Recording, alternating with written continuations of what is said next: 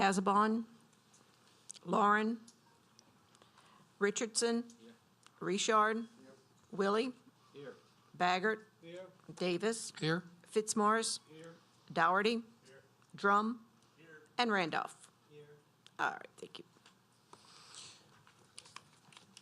For those in the audience, please silence all phones and electronic devices.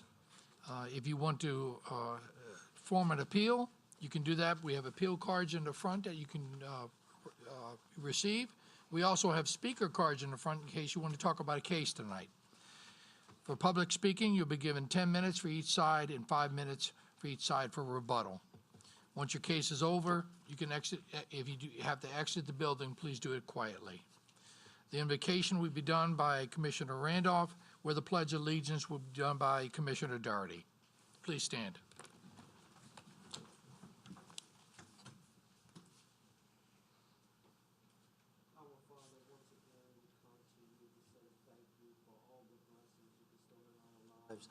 We thank you, Heavenly Father, for your grace and mercy that you've granted and exhibited upon each and every one of us and our families, our homes, Lord, even on our jobs and whatever we set out to do, you show your divine love. And Lord, we thank you for this commission. We thank you for the audience that we have. And Lord, we thank you for the staff of our government. And Lord, we ask that you continue to bless us, bless this United States and also the government that we represent.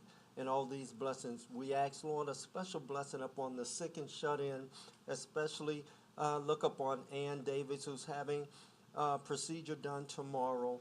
Bless her as she go through some cancer diagnoses. And all these blessings we ask in your name. Amen. Amen. To the flag of the United States of America and to the republic for which it stands, one nation, under God, indivisible, with liberty and justice for all.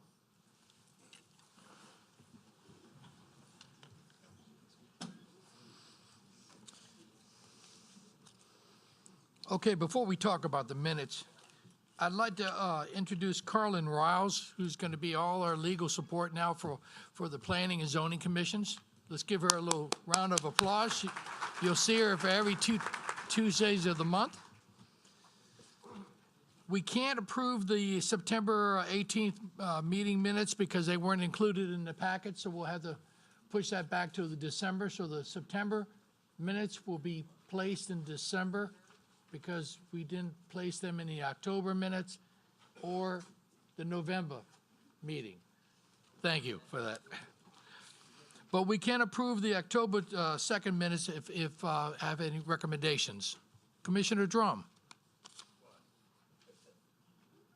Oh, Commissioner. Oh, Commissioner Drum makes a recommendation to approve the October minutes. Commissioner Richard. Thank you, Mr. Chair. I noted one change that I think we need to make. It says Okay. the election of the chairman and co-chairman, and I think that should have been vice chairman. That's correct. And that Commissioner Dougherty was elected vice chair instead of co-chair. There's a couple of references in the minutes. I'd like to make a motion that we make those corrections. Okay. Well, with that corrections, we'll accept a second on that. Correct. Please vote.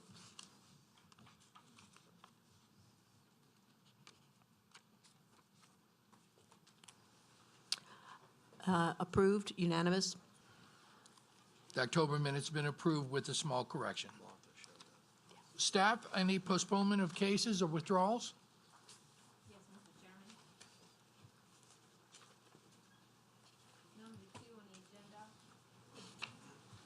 Chairman. Number 2 on the agenda, 2018-1134 ZC, and number 3 on the agenda, 2018-1135 ZC, we're requesting to postpone. Okay, thank you. No, you make a motion. Commissioner Bagger would like to make a motion to make a move on those two postponements. Can I get a second on that? Commissioner Randolph. Second.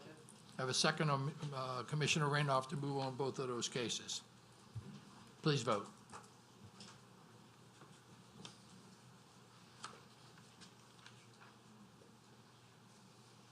Unanimous vote, approved. Thank you. All right, case number 2 for the postponements.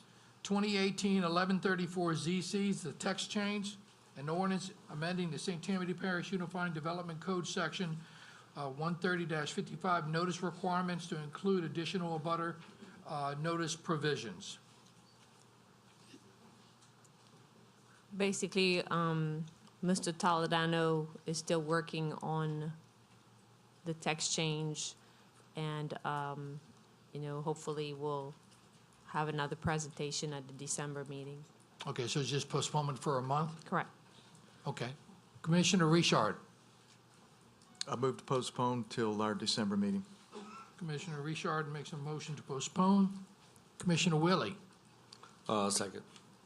Commissioner Willie makes a second. Anybody in the audience would like to comment on this action? If not, please vote.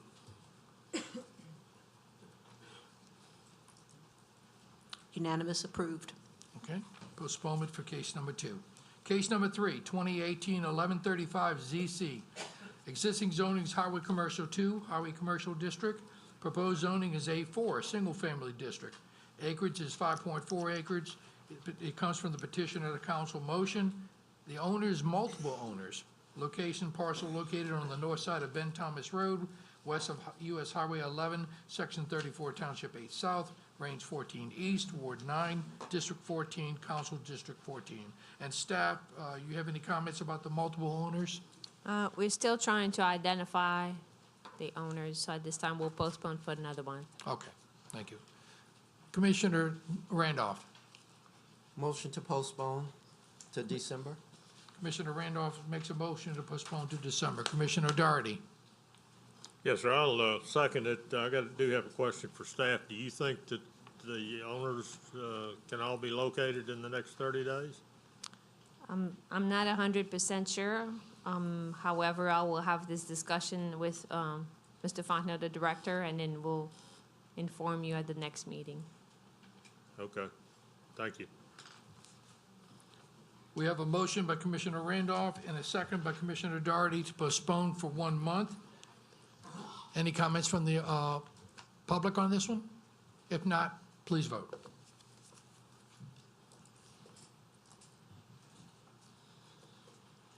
This is to postpone for 1 month. Unanimously approved. Thank you. Okay. Let's go back up to the top of the lineup. number 1 case, 2018-1079 ZC. Existing zoning is A3 Suburban District and Highway Commercial 3 District. Proposed zoning is all Highway Commercial 3 District. Location parcel located on the southeast corner of I-12 and LA Highway 434, Section 17 and 18, Township 8 South, Range 13 East, Ward 7, District 7. Total acreage is 31.34 acres. The petitioner and owner is David T. and Mary M. Aquistapace, and the council district is number 7. Staff? This case was in front of you a few months ago, and as you know, the request is to allow for the southern portion of the 31.34 acre parcel to be rezoned to HC3. Staff's recommendation remains the same, where we feel that a portion of the A3 suburban should remain the same, and at this time, would like to recommend denial of the request. Okay. And you're the representative for the Aquistapaces? Your name, please, and address for the record. Okay.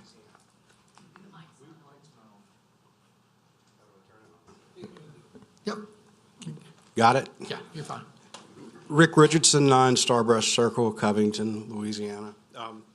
After meeting with the neighbors, we've entered into an agreement, a no-cut buffer agreement, a 75-foot no-cut buffer running along the southern boundary of the property to the adjoining 2 lot owners in the subdivision that abuts to the property, which I think satisfied their opposition to the zoning change. And if you recall from the meeting before, the property was originally, when my client purchased it, entirely commercial. And through the rezoning process of whatever happened, 8 or 9 acres got taken out of the commercial zoning and put into a residential zoning. So all we're asking to be done is to put it back as, it's going to be HC3, I believe, what was changed to residential. And we've taken the time, we had a meeting with the neighboring landowners. And the 75-foot buffer, we can't cut any trees. We also agreed not to access the property through Dixie Ranch Road, or whatever the little driveway, Pine Acres Road, I can't remember. Pine Acres. Pine Acres. And we also agreed that if the property is ever developed, whoever develops the property has to put a privacy fence on the north side of the 75-foot buffer, so that that's where they asked for it to be. So we put that, recorded that today at the courthouse.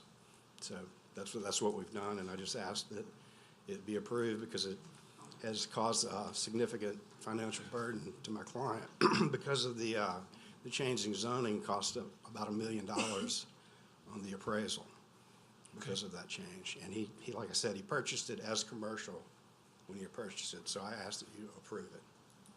Okay, thank you. Is there anybody in the audience would like to go ahead and actually confer with this approval? Is there anybody in the audience would like to talk against this?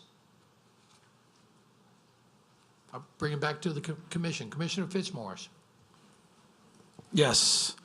I attended the community meeting. Clearly it worked because the first public hearing we had, the public or the adjacent landowners did not want this to be approved. So I'll make a motion to approve, and I'm glad it worked out for you. Thank you. I have a motion approved by Commissioner Fitzmaurice. Commissioner Willie. We can second that motion. I have a second by Commissioner Willie. No further comments? Please vote.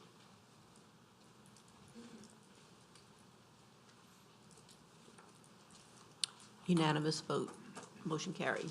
I just want to thank y'all, and we appreciate the help we had in making this work, and the neighbors were very helpful. Thank you. Thank you. Case 4, 2018-1205ZC, existing zoning's MD1 Medical Residential District and PBC2 Planned Business Center. Proposed new zoning would be MD2 Medical Clinic District, encompass 10.71 acres. Petitioner is Paul Marone.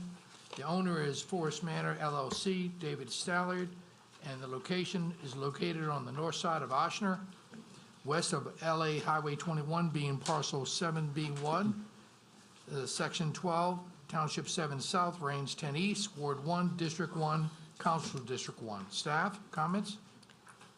The adjacent site to the 10.71 acres currently developed with a nursing home, assisted living facility. Staff doesn't have any objection to the request, considering that the permitted uses listed on the MD2 are compatible with the surrounding zoning districts in the area. The objective of the requested zoning change is to allow for an expansion of the existing facility, and staff would like to recommend approval. Mr. Morone. Thank you, Mr. Chairman. Paul Marone on behalf of Forest Manor LLC, which is the owner of the subject property. Our request this evening really arises out of two factors. The first, if you will recall, the Forest Manor Nursing Home historically was located along Highway 21, just south of the entrance to Covington. About 4 or 5 years ago, they moved from that location to this subject property, constructed a new facility, and have been operating out of that facility since that time. At the time that the new facility on this property was constructed, a nursing home was a permitted use under MD1. Since that time, a nursing home is now permitted under MD2. So the first reason for our request is to correct the underlying zoning, if you will, for the facility that's in place so that it is consistent with the use that's in place. Secondly, and as Ms. Lambert noted in her comments, my client would like to expand the existing facility.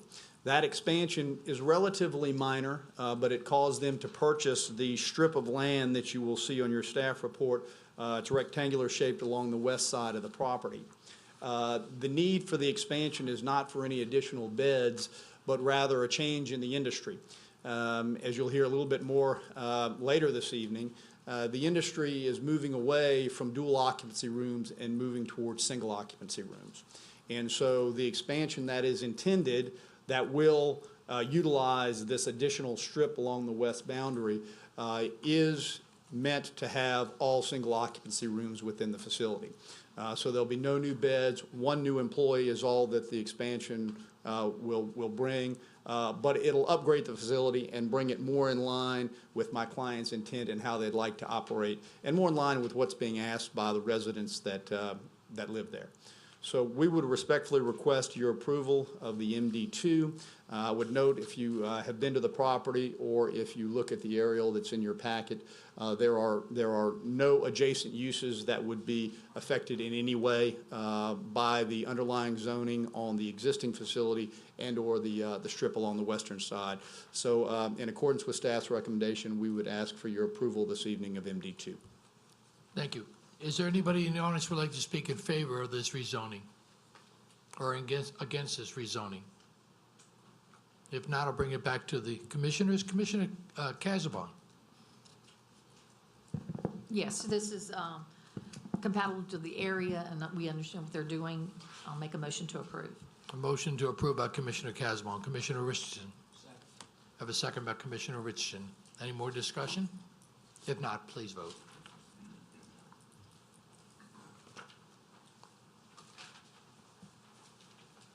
Unanimous approval.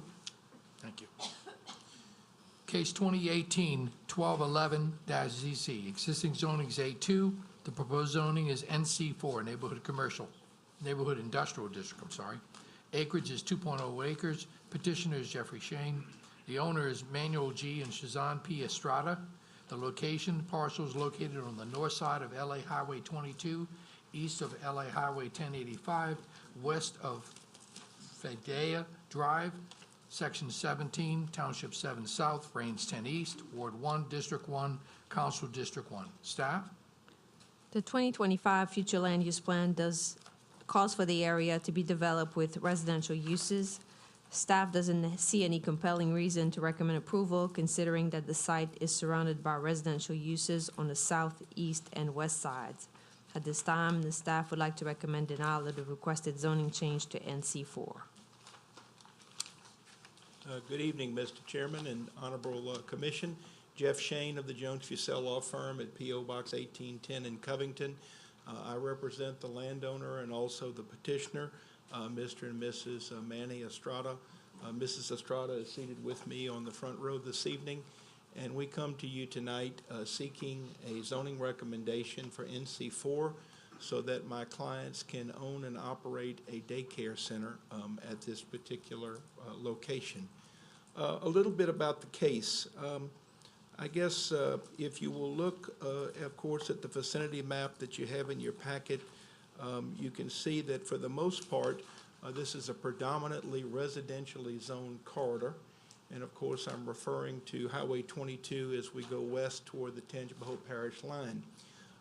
With regard to the 2025 plan, and having been a part of that plan many years ago, I've always thought that one of the things that perhaps all of us that were part of that plan did not do a good job with is that it's interesting that we could forecast that the residential growth in the western part of the parish would likely be on Highway 22. And I don't need to tell you as a zoning and planning commission how many projects that you have seen and approved on Highway 22. I think one of the things that we didn't focus on, though, was that as we built communities, in this instance to the western part of the parish, those communities, those rooftops would have needs. And that if we did not supply some of those needs, goods and services in the area, it would necessitate people to travel on two-lane highways, state highways, that the parish does not only not have control of, but certainly doesn't have the funding to make improvements to those roads. So I respect staff's recommendation, but suggest to you that similar to discussions that we had last month about another zoning case that I had on Highway 22, where I was seeking a commercial zone near Paraloo Road, and the thinking being that if we could develop a convenience gas operation in that case, that it actually would provide people an opportunity to get goods and services and not have to travel far to the west or far to the east. For those of you that are familiar with the development of Highway 22 in this area, there is some dotted commercial development. and that's happened, of course, over time. In fact, there's a daycare center just a little further to the east on the south side of the highway, but there's also some spotted, on occasion, commercial, quasi-commercial, neighborhood commercial uses. So I would suggest to you that if you looked at the immediate vicinity where this property is located, it's really very sparsely, I guess you would say, the density immediately adjacent to this property is very sparse, very few homes. There's certainly a very nice subdivision across the street, Timber Lane. I don't know if the Timber Lane representative is here this evening. They're here, and I'm sure they'll speak for themselves. Mr. Rodney Durst had called me, the property manager for that subdivision, I guess last week, to ask what type of use that we had in mind. And we can understand why the people would be concerned about certain commercial uses that might be intense, that they might find to be incompatible. But I would hope that a daycare center such as this is something that many people that live in that corridor would make use of and find to be a relatively quiet, not intense commercial use. Now, a few particulars about what my client has in mind, to be called Busy Bees Daycare. They actually are in the business in the Shreveport area, have a successful facility at that location. This would be the second that would be developed at this particular site. This would be a 3,200 square foot facility that would have a developed recreation area around it for the children. It is an approximate $500,000 investment between property and improvements. The census, the maximum that the licensure would allow this facility to have would be approximately 70 to 80 students, if you will. It would have approximately 7 to 8 employees max at peak. And it would be open Monday through Friday, approximately 6 a.m. to 6 p.m. So I tell you those things because I think all of us know what the patterns are for daycares. There certainly will be some intensity as it relates to children being dropped in the morning, probably between the hours of 6 to maybe 8:30, but most of those probably happening between 6 and 7:15, 7:30. And we can also imagine the pickup hours in the afternoon, perhaps as early as when the older brothers and sisters get picked up from school at 3:15, 3:30. But again, if you're talking about 70 to 80 max, many of which may be siblings, again, the amount of traffic at any one moment, we don't believe will be significant. But in any event, we understand that in order to acquire a building permit for this facility, that we have to meet all parish and state laws and ordinances. So what would that include? Our curb cut or driveway permit to access the site is onto a state highway. So we're going to need a driveway permit in order to do that. We also understand that we're going to have to meet all of the fill, drainage, signage, lighting, and landscaping regulations, all of which we're glad to meet. So at the end of the day, we'd like to think that this structure will look, hopefully, not much different than essentially like many of the handsome homes that are in that corridor. Granted, it'll look a little different because it's a daycare, but it's not going to be something that will be what I will call neon retail. And that's something that my client has thought about to make sure that their facility fits into the area. So at the end of the day, we would respectfully request that you consider making a recommendation to the council that the zoning be changed to NC4 so that my client can build the second Busy Bee Daycare, the first in St. Tammany Parish. Thank you very much. Thank you. Is there anybody in the audience who would like to speak in support of this? Please come forward. Is anybody in the audience like to speak against this rezoning case? Please come forward and state your name and address.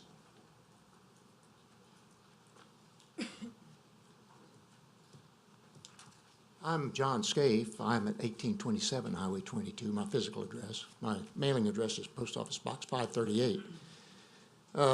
Respect Mr. Shane greatly, but he says the area is sparsely populated. There's Timberlane subdivision, Indian Trace subdivision, Rayford Oaks subdivision, Grand Oaks subdivision. There are several very large subdivisions opening out onto that highway right now.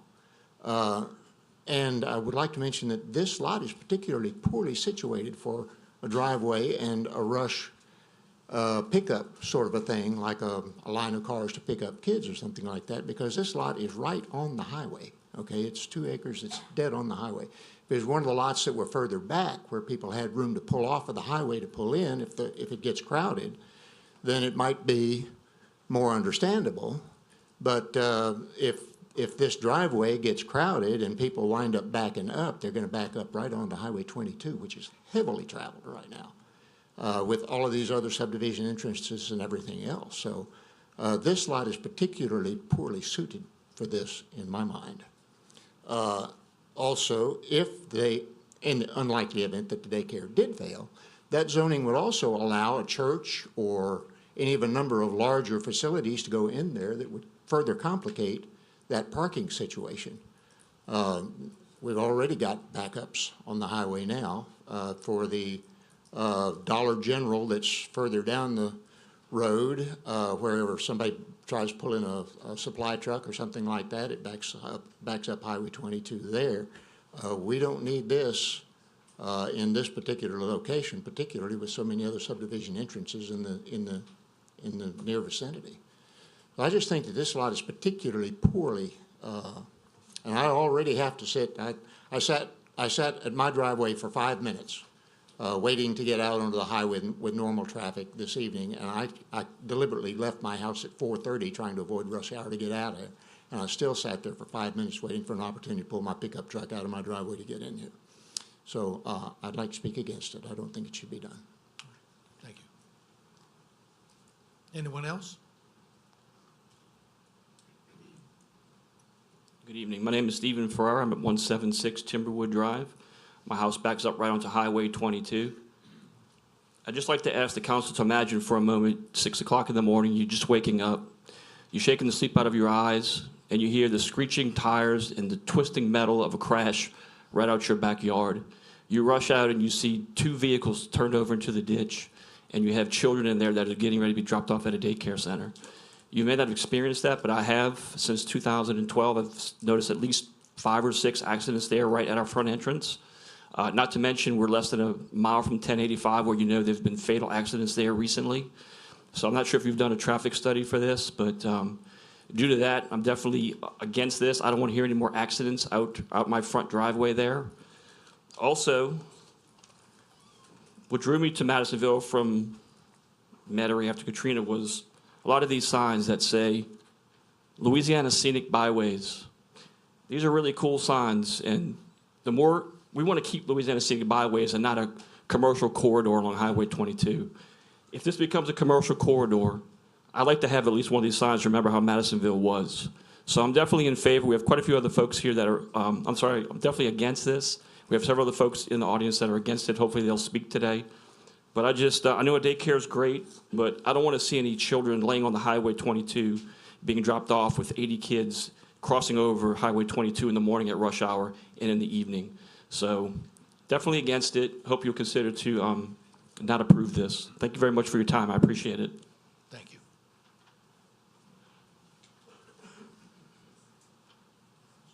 Yes, sir.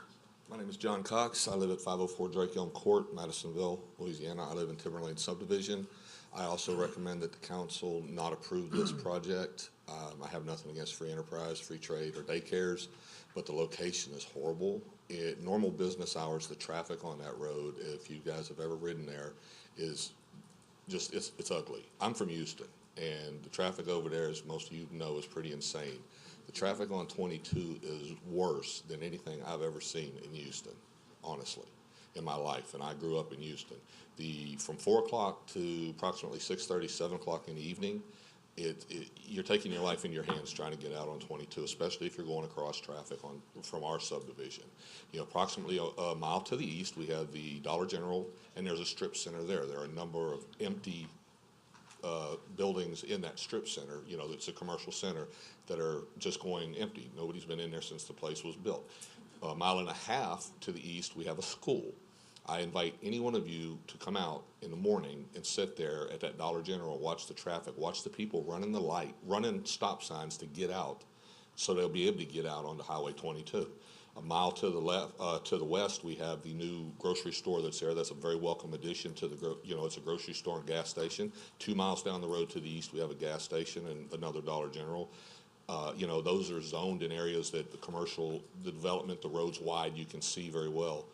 I invite the commission to come out and actually check or do a pattern survey for traffic and see what's going on out there. It's horrible. You put this in across from our subdivision.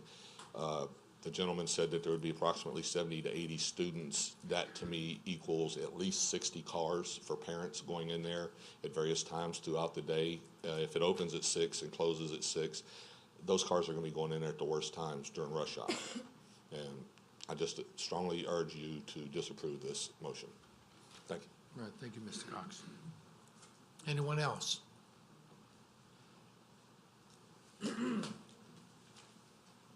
Yes, ma'am.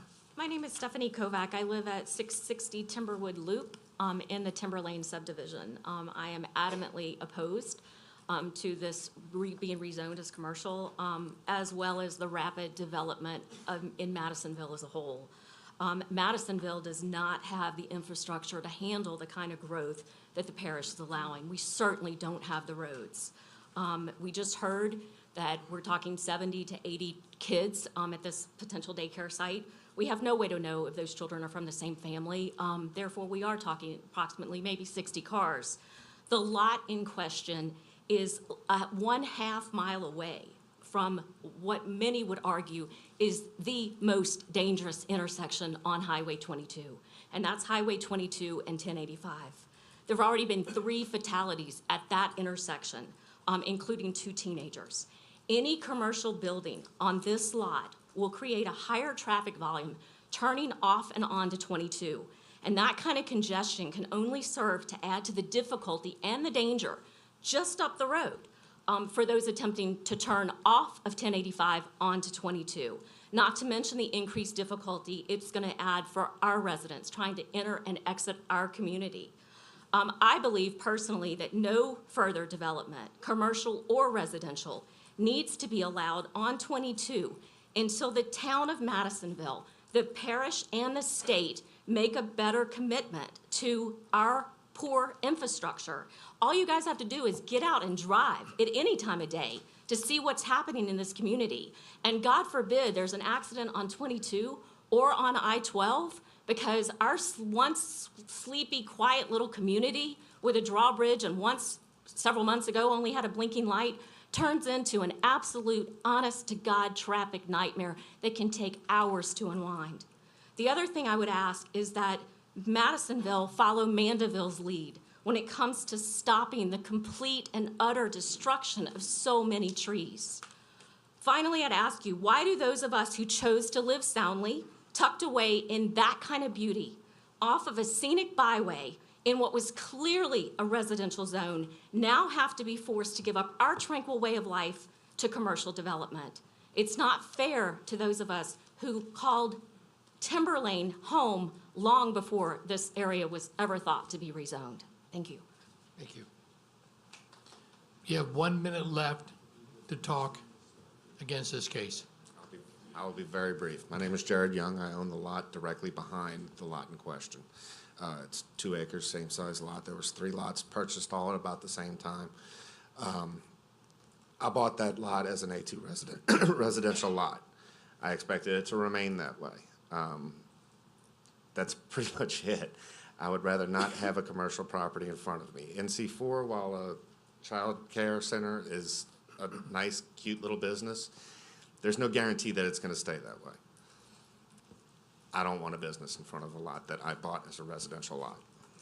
That's it. I'm against it. Thank you. With that, time expires. Mr. Shane, would you like to talk a rebuttal? Yes, sir, I would. First of all, I'd like everyone to look at the staff report and in particular the survey that's, I think, the last page in your packet. You'll see the existing gravel drive that runs inside the western boundary. Our plan and hope is to use that drive for stacking so that would continue to be the point of ingress into the property. In the northwest corner, the back left, we would then develop a drive that would come into the property behind the daycare for drop. So we would easily be able to get off the highway, and we would not have any issue with regard to stacking on the highway.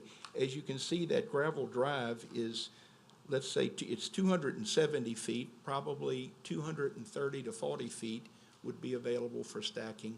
There are no residences to the rear of this track. Likewise, we hope to get a permit for an access, if you will, for the cars to loop around the building and leave in the southeast corner of the property. So picture a loop, a U. And that way, the cars that are coming out, again, they're going to be stacking on site. And cars can leave, obviously, as traffic will allow.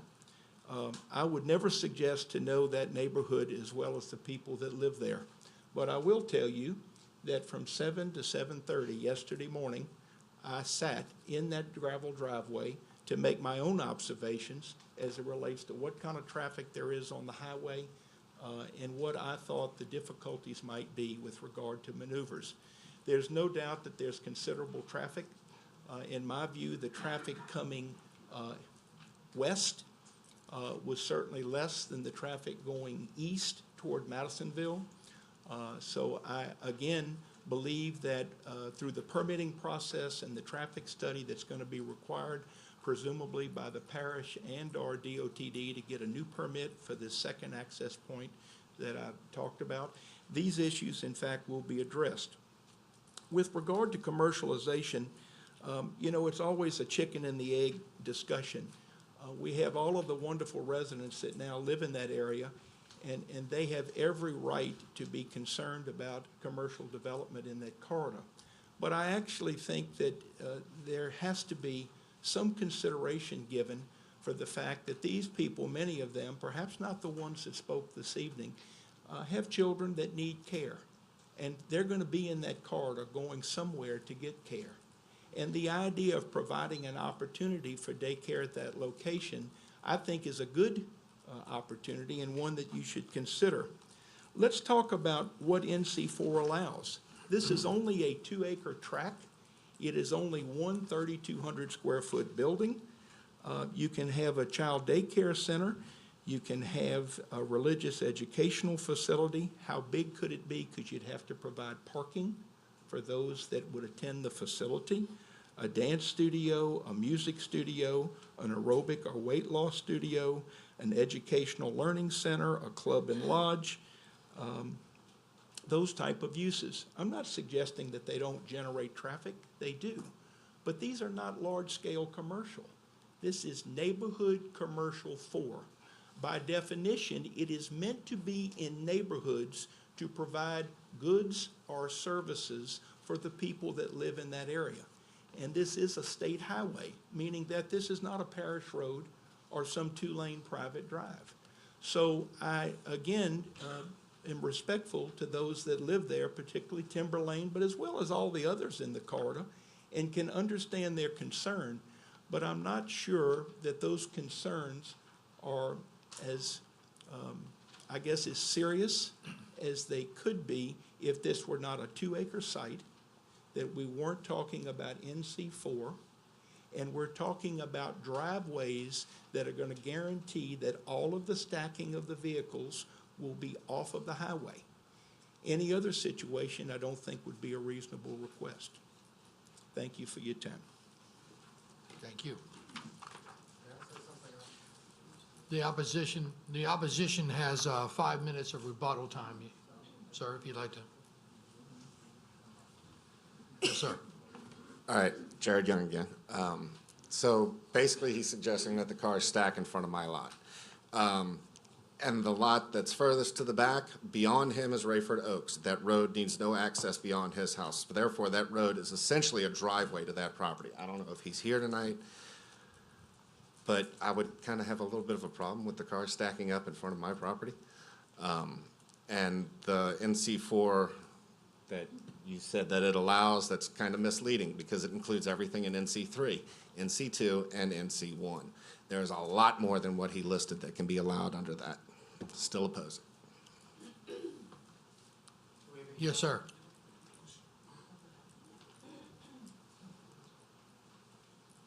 wish I had an aerial to show you that driveway. Mr. Shane thinks there's plenty of room for stacking. There is not. 2 acres is nothing. By the time you put a building and a playground and a parking lot on there and people coming in there, Mr. Shane said he left it at 7:30. Try 8 o'clock when I was trying to exercise and I was trying to cross that highway on my bicycle this morning at 8 o'clock trying to get across it, okay? School buses and the traffic was really heavy at 8 o'clock. Maybe Mr. Shane left right before the peak, I don't know. But I couldn't get across it with a bicycle. And then I just told you I spent 5 minutes trying to get across it a little bit earlier. And if everybody's turning right coming out of there, okay, everything might be fine. But people are going to be going back towards Madisonville, back towards the causeway is where they're going to try to go. So they're going to have to cross a lane to get across there. I'm sorry, but there's going to be stacking and there's going to be problems, and you're going to have children coming into a daycare that are exposed to the kind of accidents that my friend was just talking about, okay? This is just not the right place to have this. Anyone else? Yes, sir. John Cox again. I just want to address 2 points Mr. Shane made. Number one, the traffic yesterday, school was out. So the time period that he was there, the traffic's not going to be as heavy as it is. There was no school at that time, so it's not that heavy there. Also, he also referenced that there is a daycare. It's approximately 3/4 of a mile to the east. It is now, I've lived in Timber Lane approximately 6 years. That is the 8th business that has been in that building since I've lived here. So, again, nothing against their daycare center. There is no guarantee that it's going to be a daycare center very long because given the other businesses' record just down the road. So I just wanted to bring that to your attention. Thank you. Anyone else?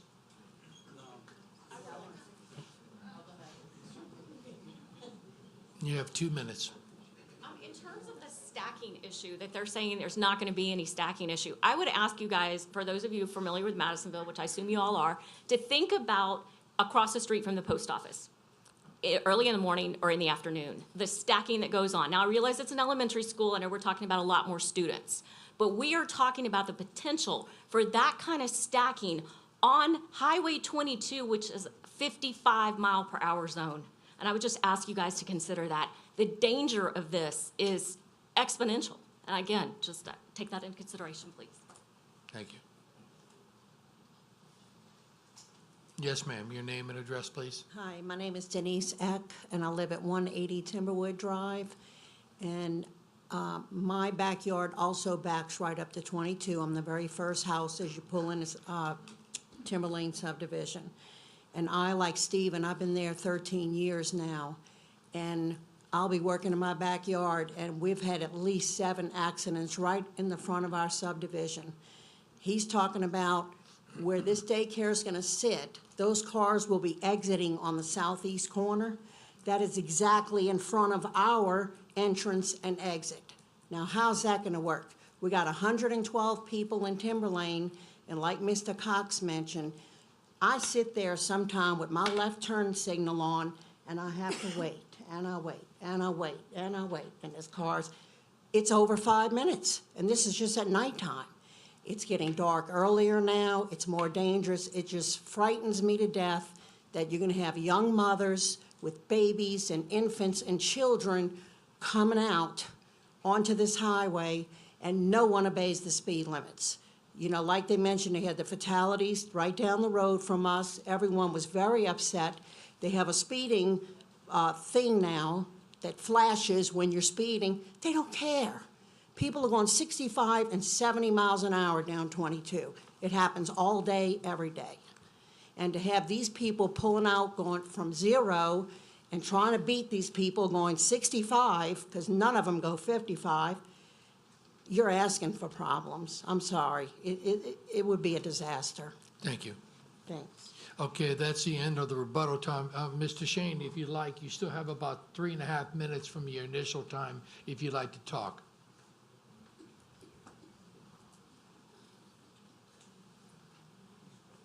Thank you. With regard to my characterization of sparsely, if you look at the Google that you have, I was only trying to suggest that timber lanes on the south side, it's not sparsely, but on the north side and around this property, in my view, it is sparse in the sense that I didn't want there to be some impression that there were 2, 3, 5 houses literally hanging over the perimeter of this site. There's a trailer, if I remember correctly, to the west, and if I'm mistaken, maybe it's a structure. I know that there's a home, which I'm not sure is still occupied, but to the east, which you can see on the Google. And the stacking isn't necessarily going to be on the gravel drive. It can be temporary, but we understand that we are going to have to develop a driveway circle, if you will, that will accommodate all of the cars. I'm not suggesting that the cars are going to be on Highway 22 or in that existing gravel drive, even though there's no structures or homes to the rear. I think the point's well made. We don't have the right to dominate that drive because that is a servitude for the other properties as well. But I do think it's fair to demonstrate that the drive is physically in existence. It runs inside the entire western boundary. It provides a great opportunity for us to come off of that drive in the northwest corner and develop a circular drive. And although I do think traffic considerations are pertinent for this discussion, I think you know as a planning commission that these are infrastructure items that are dealt in by other regulatory bodies, meaning that the curb cut or the driveway permit for the new access, that is going to be handled by the state. And if the state doesn't believe that the conditions allow, that's fine. I think at the end of the day, this is a mild commercial zoning request, and that's my choice of words, mild. That's subjective. The uses in NC3, NC2, and NC1, in my view, are as mild or perhaps less mild, both in scale as to size and intensity of use and whether or not they're going to generate traffic. The people in this corridor deserve an opportunity to have a daycare center at this location. My client has an obligation to build and provide a facility that does not threaten the health, safety, and welfare of all of the people that live in that area. That's what we commit to do by going through the proper channels. Thank you. Thank you. And that's all the time that we have on the public discussion. With that being said, I'll bring it back to the commission. Commissioner Fitzmaurice. Yes. So I happen to live in Indian Trace, which the Timberlane folks will know is right down the road from this. I just believe that this is the wrong place to put any kind of commercial endeavor. One, considering that it's surrounded by residential, and the traffic pattern I don't think is going to work. If you exit that southeast corner, you would be going straight into Timberlane traffic. They would have to oppose one another, cross over, so on and so forth. For those reasons, I'll make a motion to deny. I have a motion to deny by Commissioner Fitzmaurice. Commissioner Casabon. Yes, I concur that my concern is that we do have residential there, and when you bought that property as residential, you were not expecting to have commercial, in your back door. I do drive that road. I quite a lot and stuff, and it is really, no matter what shape the roads are in, there's just too much traffic in that particular area, too much. The infrastructure, I don't believe will be able to handle this particular building and stuff. So I will second the motion to deny. I have a second, the motion by Commissioner Casabon. Any more information in the queue? Nope. All right, let's vote. So motion to deny NC4 by Commissioner Fitzmaurice and a second by Commissioner Casabon. Unanimous. Thank you.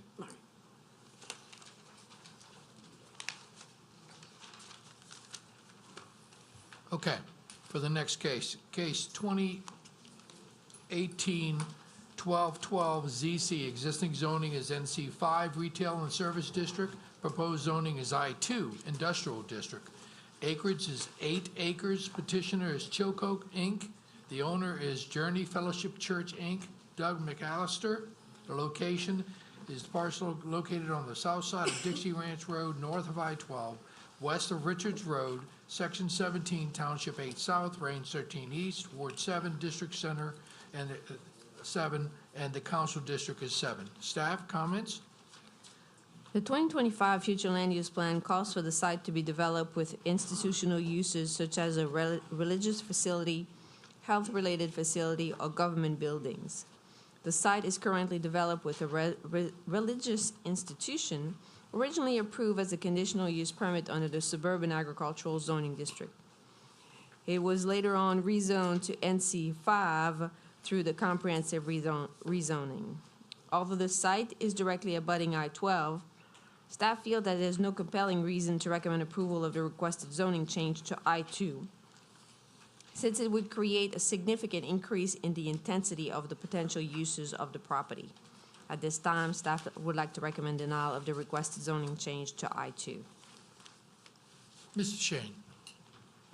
Thank you, Mr. Chair. Again, for the record, Jeff Shane of the Jones Fussell Law Firm, P.O. Box 1810 in Covington.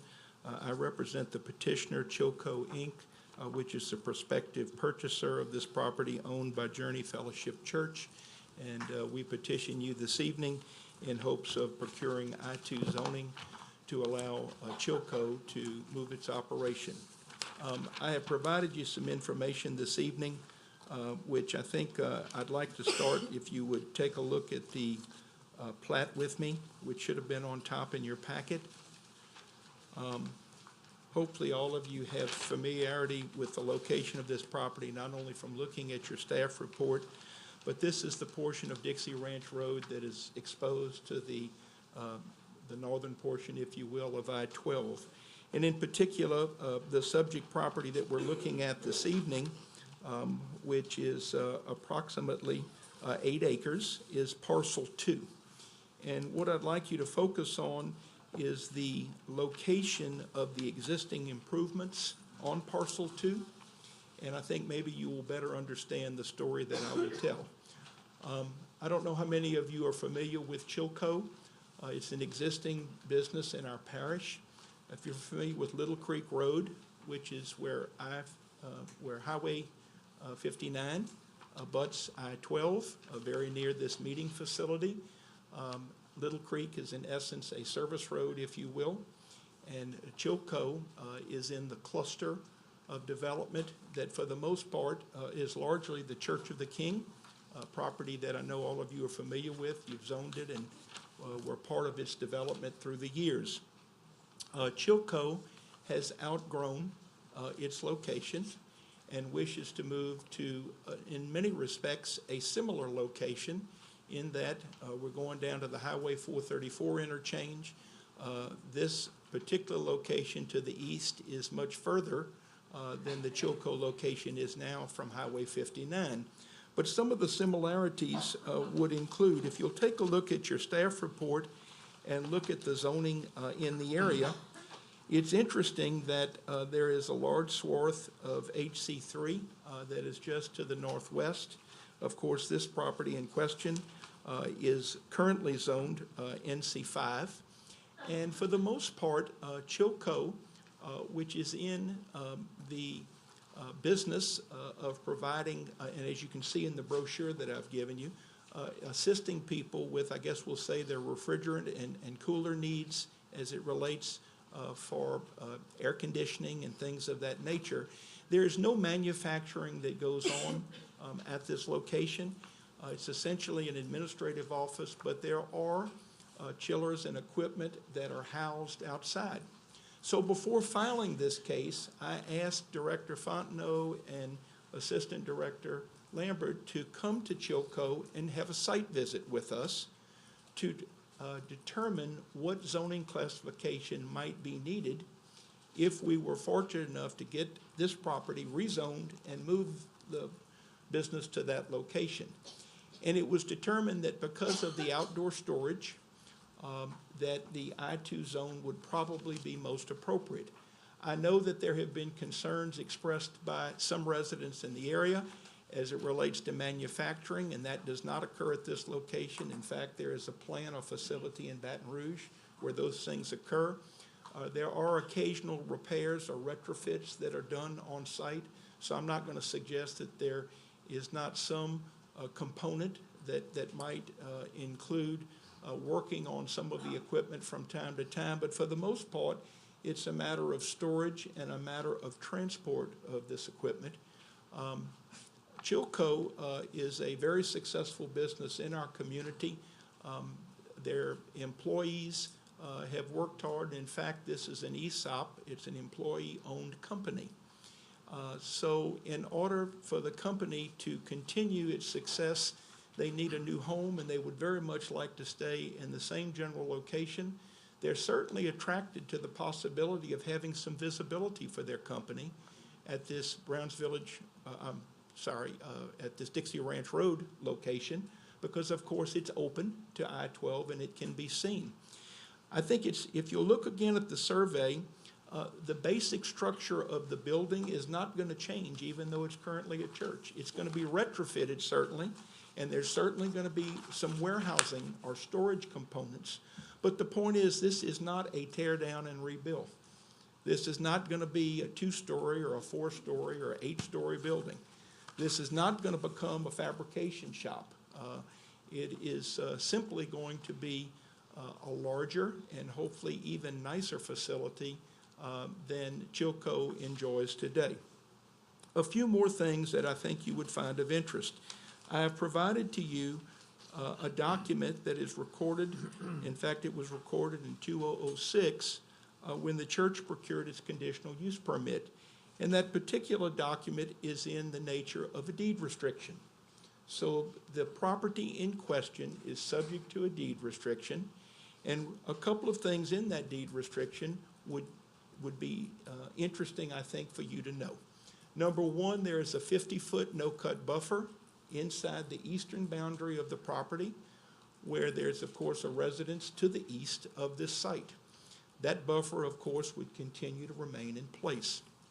Also, as it relates to any future renovations or construction, things of that nature, there is an obligation to give notice to the adjoining landowner before construction activities commence and to give them a copy of the plans and things of that nature. So there were some protections that were put in place when this property was constructed and the conditional use permit was issued for the church. I'm not suggesting that an I-2 zone is the same as the church use. It clearly is not. I am suggesting that in this instance, you have a track record of a business in this locale. And in fact, this evening, I have asked Pastor Randy Craighead of Church of the King to speak with you about the relationship that they have had with Chilco for 15 years. Because it seems to me that whatever impacts the Chilco business may have on its neighbor and surrounding owner, that story can be told no better than by its current neighbor. So if I could, I don't know, the clock's not working this evening. I have it recorded here. How You have much- 3 minutes left. You have 3. If I could, I'd like to have Pastor Craighead Sure. come up for a minute, and then I'll conclude. Sure.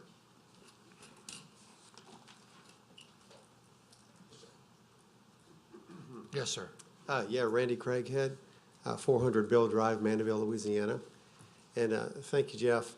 I'm going to speak just a few moments or maybe a minute or two about our relationship with Chilco. And I've known Mr. John Bevington, who owns the company now. I've known him for 17 years, and we've been neighbors for 17 years. And quite honestly, we never hear a peep out of them. They probably hear more from us than we do from them. And so they have just been a fantastic neighbor to us. We've actually borrowed parking lots, and we had parking problems. We asked if we could park over there, and then there were times when they would use our parking lot for certain things. But they have just been a stellar neighbor to us. We haven't had any problems with them. So I think wherever they go, they're going to be as quiet as a mouse. The only thing you'll probably hear is maybe a forklift every now and then moving a chiller system around the yard. But they are just a wonderful, wonderful neighbor and fine people. So we've never had any issues at all with them. So I think wherever they go, they're going to be a fine neighbor. Thank you.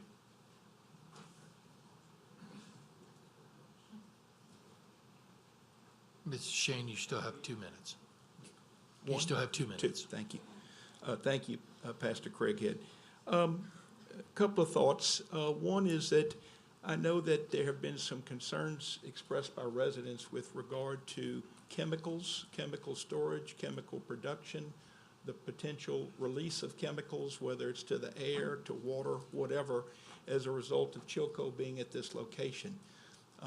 Categorically, Chilco is not a chemical plant, a chemical processor, one that uses chemicals with what it does. It clearly has refrigerant that is in the equipment, but no different than the refrigerant than any of us have in our air conditioners at our homes.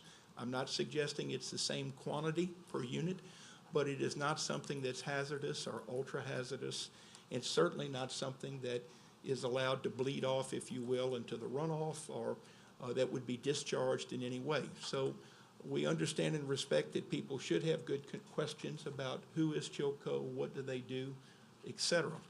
One last point that I think is important is, again, if you look at the survey, I'd like you to look at parcel 1. And parcel 1 is not before you to be zoned.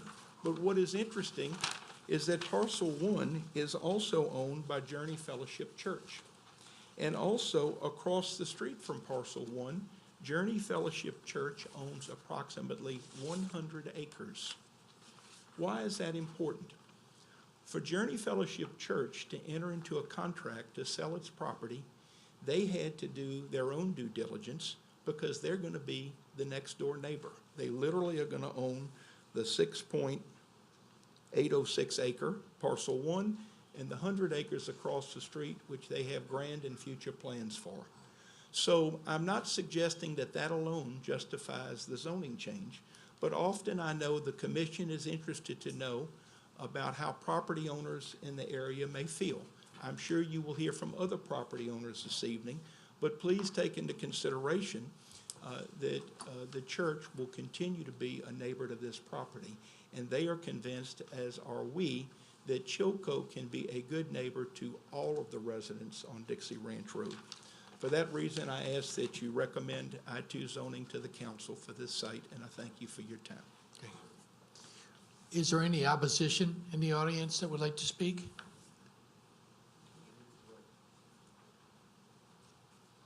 None? I'm sorry. Oh, yes. Yes, ma'am. Name and address, please.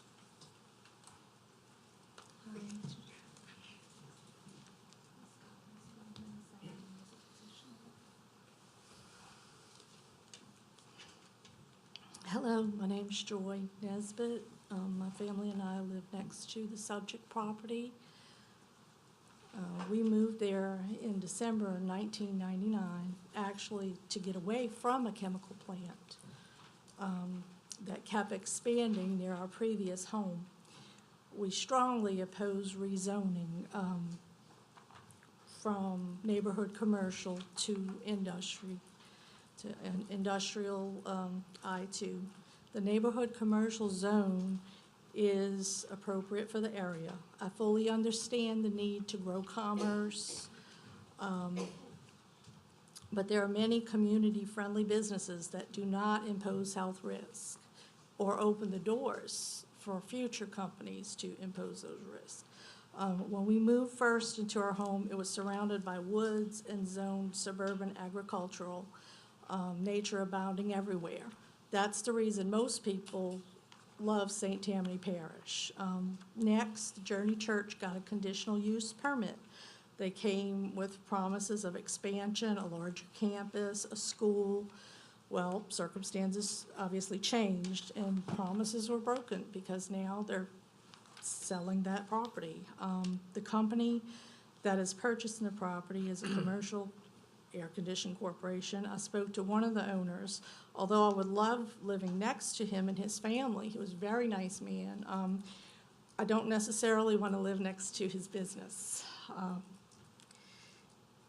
next to his company. I'm very concerned with chemicals leaching out of the units. The gentleman that just spoke before me said it's the same thing that we have in our homes. Well, sure, we all love air conditioner, we know that, but it's on a much, much larger scale. They sell commercial units, and it's a lot of them. So we're on well water.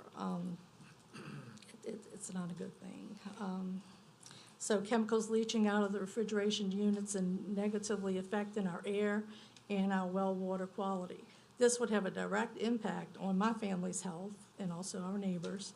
I'm also worried about the existing 50-foot natural buffer zone. Although it's been verbally promised that it will remain, it really needs to be a permanent deed restriction and stay that way. It sounds like it is, but I just, we need to be sure of that. The roadway conditions will worsen due to large trucks going to and from the facility.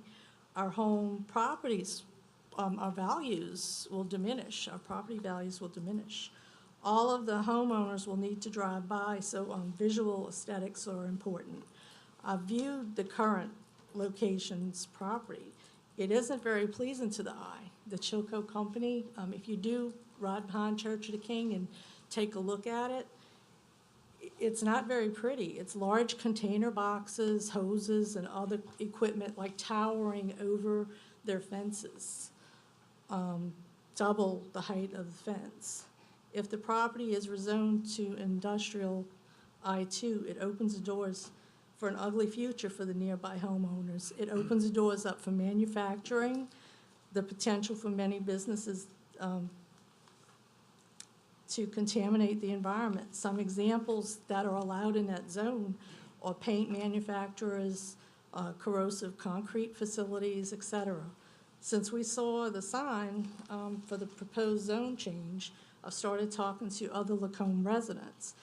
There are two common threads, two parallels that I saw, in talking to these people. And first thing is, no one knew about it.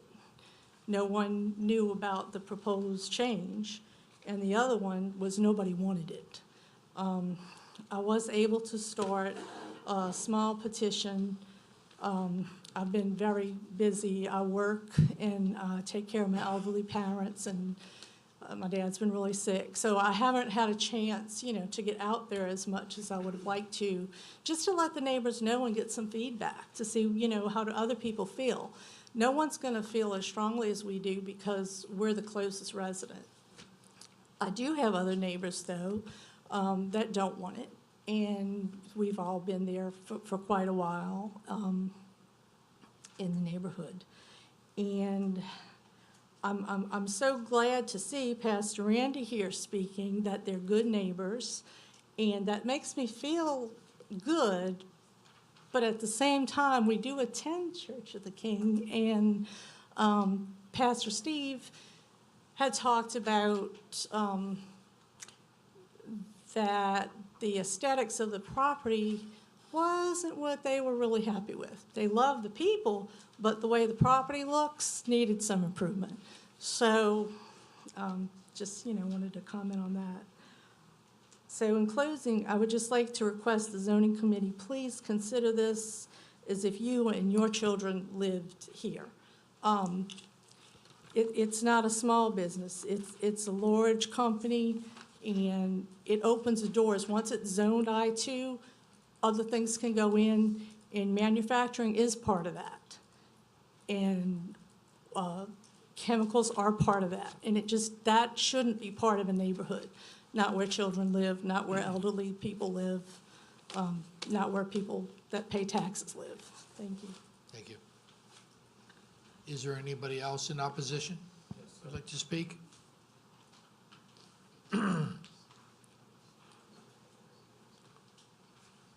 Yes, sir. Your name and address, please.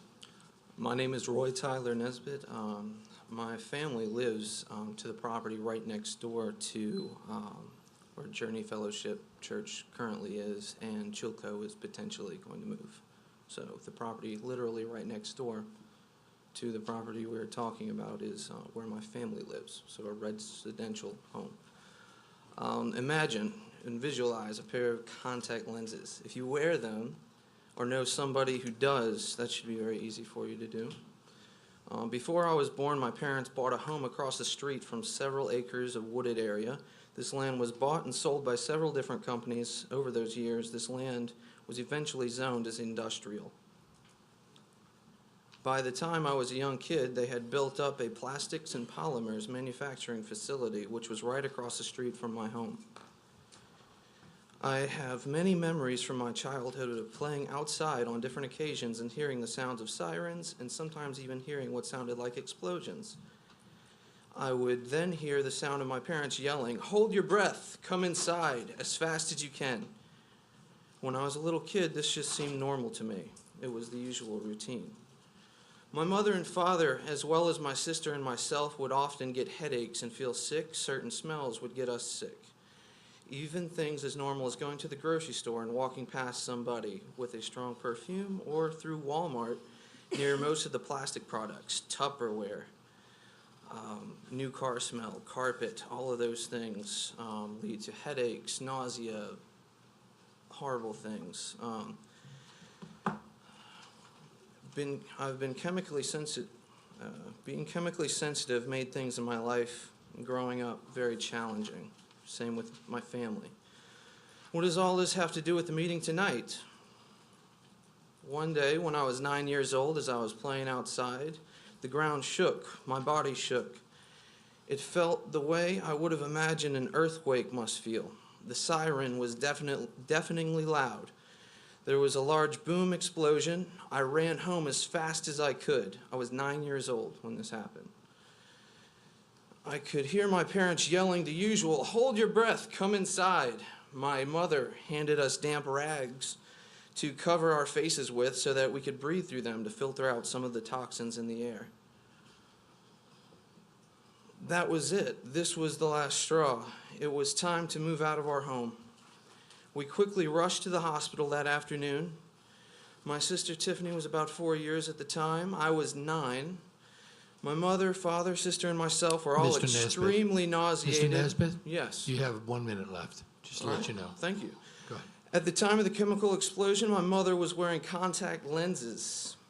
Because of the chemical content in the air that afternoon, everybody in the neighborhood had to breathe. Those contact lenses melted to her eyes. They fused to her eyes. She had to get them removed at the doctor. This is a refrigeration company looking to move into next door.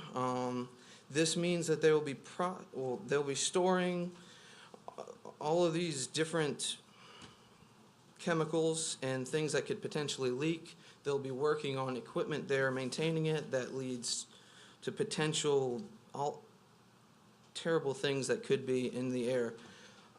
Prior to hearing anything about Chilco, any of this, I was part of Church of the King's worship team and dream team for several years, and this having them being wonderful people and me being a part of them and being loyal to them for many years, and I love them. I still listen to the sermons. Pastor Randy's a wonderful speaker. Being a part of that, being on the inside over there, there have been countless complaints about what was next door. I had no idea what was next door.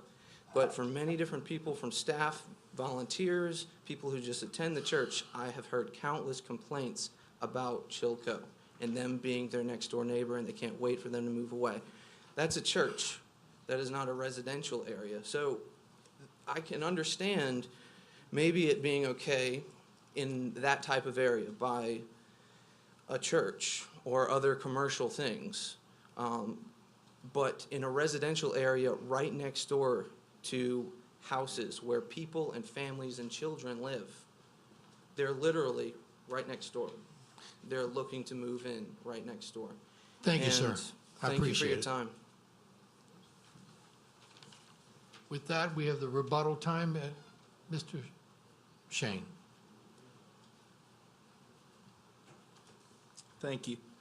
I hope I have not created anything uncomfortable for Pastor Craighead, his church, and those residents that are members of the church. That certainly was not by design. But I do think that the reason that I asked Pastor Craighead to speak to you is that it seemed to me that whatever impacts the church had witnessed, had been a part of for 15 years would be relevant. And I don't think there's any doubt that Chilco needs a better location, not only because it has outgrown its quarters, but it probably doesn't fit in the particular corridor where it is now as well as it once did. I would like to now be a little more specific as it relates to some of the comments made by the speakers before me. I think you would be interested to know that Chilco is a business that is regulated and subject to at least annual audit by the EPA, by DEQ, by OSHA, and other agencies that have jurisdiction as it relates to what they do. That doesn't guarantee perfection, but it does tell us that there are standards that must be met in order to ensure safety, not just in the workplace, but also as it relates to people that are in the area.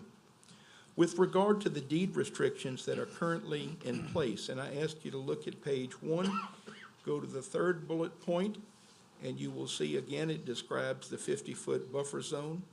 Go to the 5th bullet point, and you will see that the Nesbitts actually have an opportunity to purchase this 50-foot no-cut area if they would like.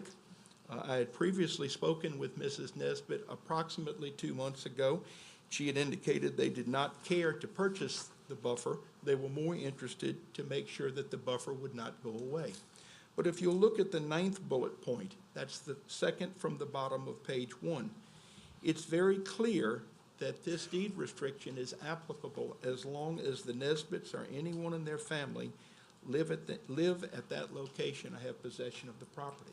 The point is that although this deed restriction was done for the conditional use permit case for the church, the Nesbitts were wise enough to make sure that this protection would remain in their favor even as to successor owners or successor uses, different uses.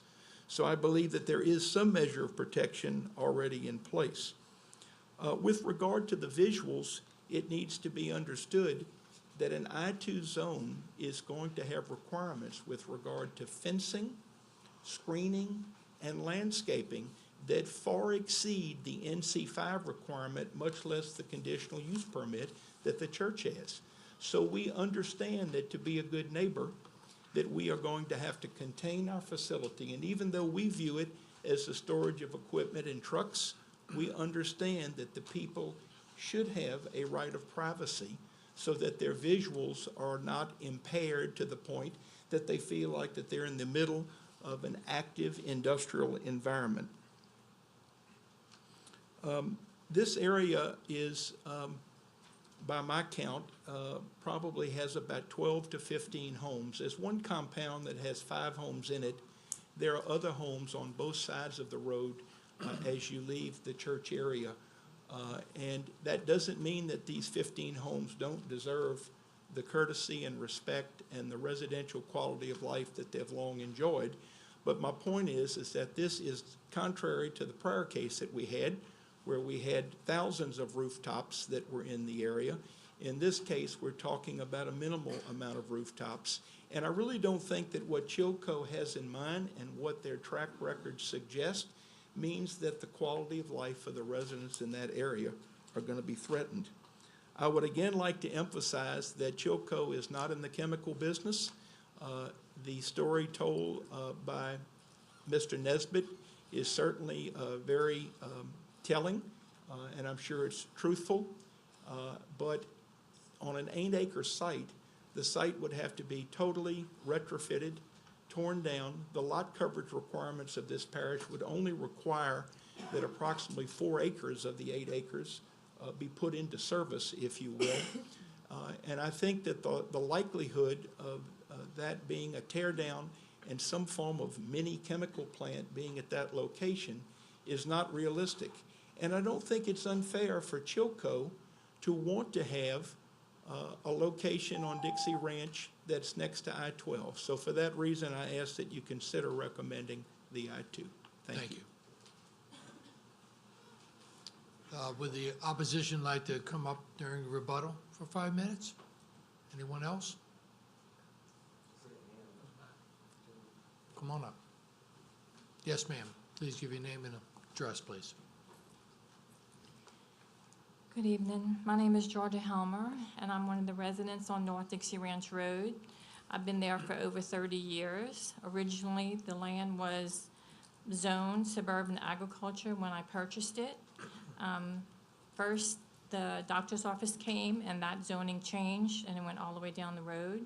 Then Steve's RV came and said, I called and said, what happened, where's the zoning? And that section changed, and it went all the way down the road. Then the church came. I'm like, how can we have a church if we have Steve's RV there? So its zone changed for the church. So all the residents down that 1 mile corridor that faces I-12 are being sandwiched in and pushed out. It's a very narrow road. We're going to be having tractor trailers. There's ditches on both sides. There's nowhere for the tractor trailers to turn around. So it's been a very difficult thing coming up and down the road. We have many representatives here of buyers and sellers for the church and the Chilco, so it looks like a lot of people are in favor of it because of the purchase agreement. But for the residents back there, we're being squeezed out, and we're having to see the unsightliness that nobody wants to see. My concern also is my property value that I purchased over 30 years ago. Once you have industry coming in, my property value goes to zero because nobody wants to live next to industry. So any other time the zoning has changed, the zoning has gone all the way down to Richards Lane. So if I'm not naive to think that I can fight big business and millions of dollars into the parish. I'm not naive to think that. But if you do change the zoning, then it should go all the way down the road and incorporate everybody into industry, because I'm out of there with the industry coming, because it's a residential area. Even though it's a mile-long road, it dead ends at Dixie Ranch Reserve, and I already know that Built-in Park is coming from the other end up that road. So we're being sandwiched in, and our property is going to be zero. So it's just unfair for the residents who have been there for 30 years to get pushed out. So that is our concern. The ditches, the traffic, just a mess. I appreciate it. Thank you. Anyone else? Yes, sir.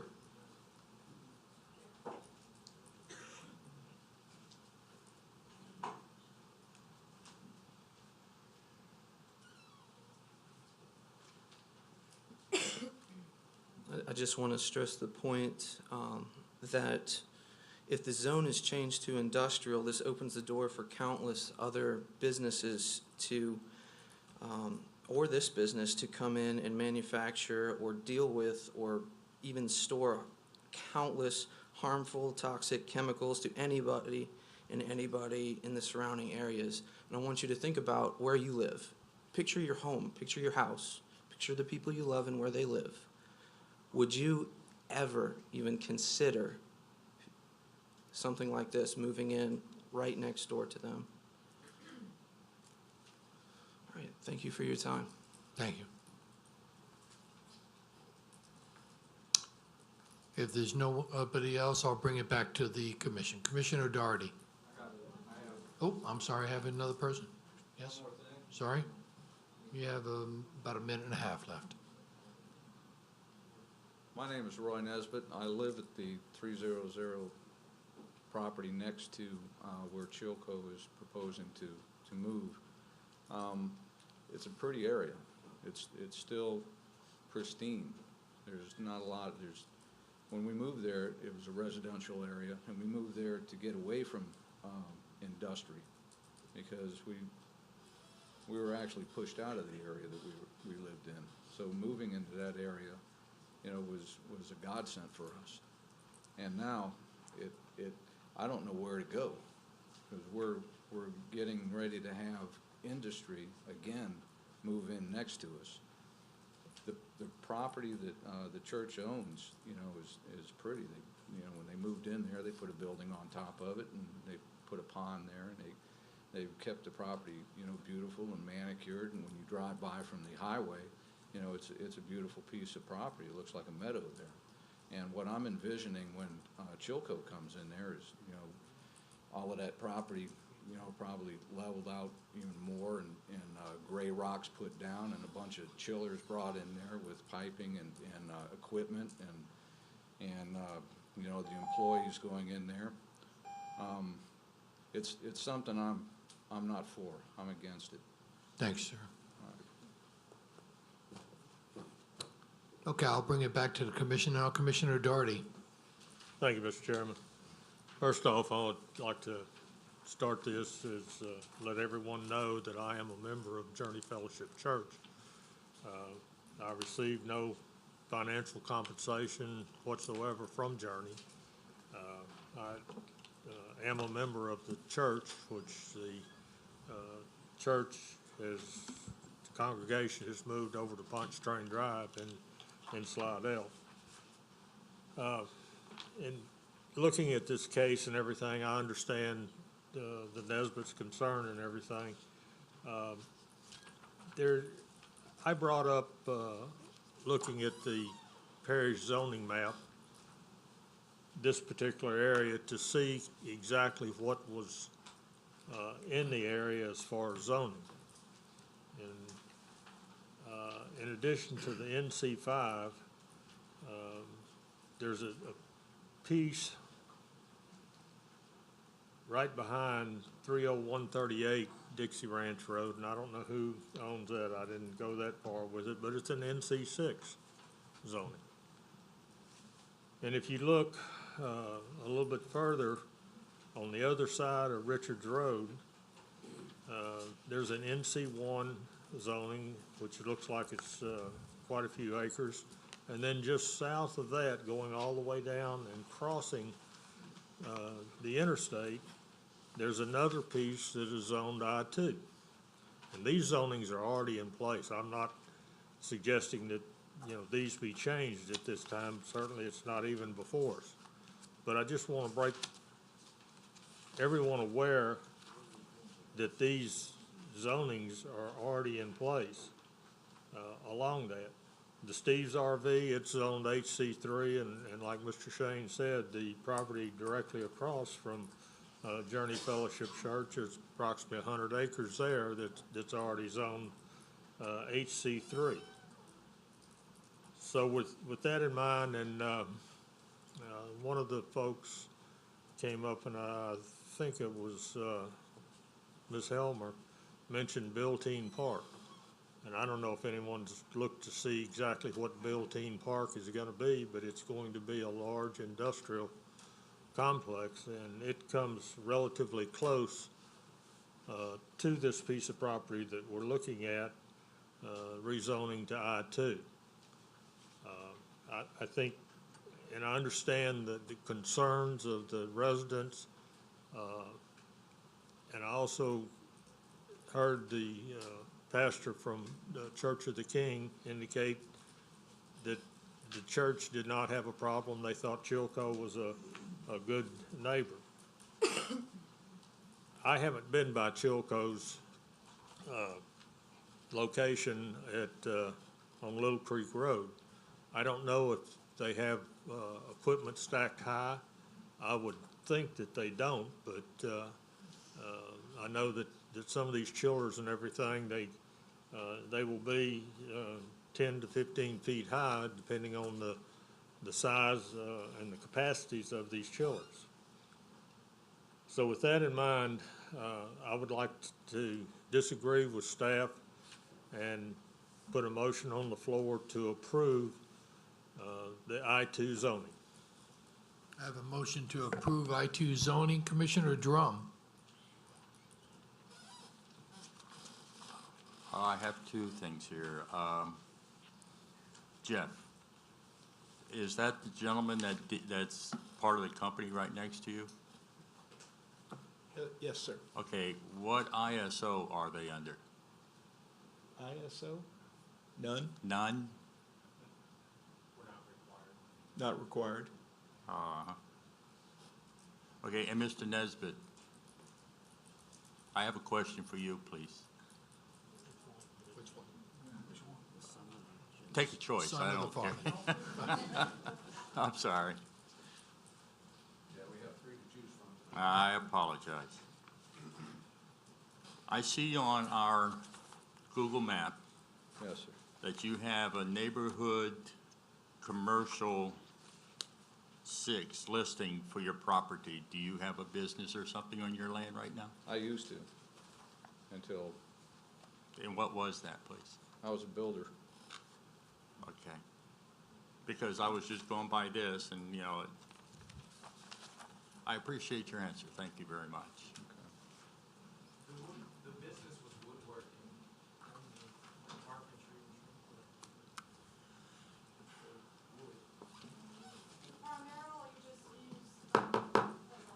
You have to come up to the I have front my if you wanna answer. talk. Thank you very much.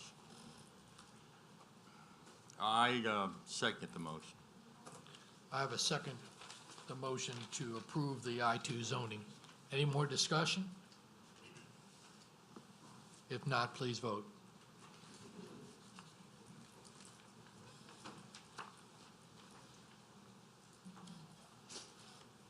Unanimously approved.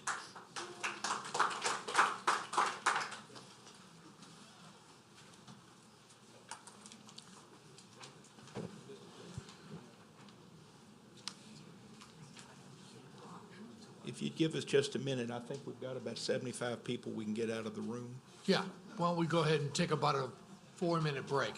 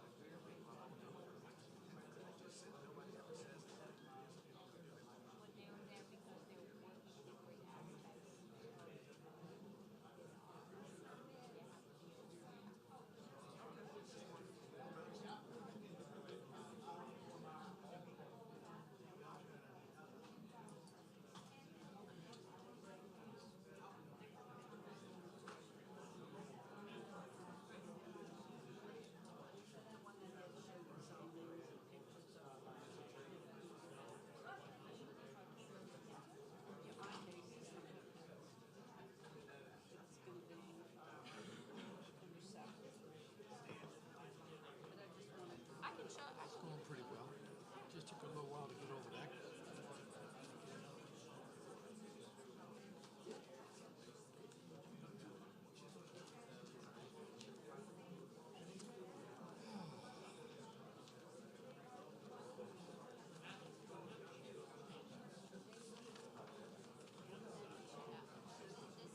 What's that?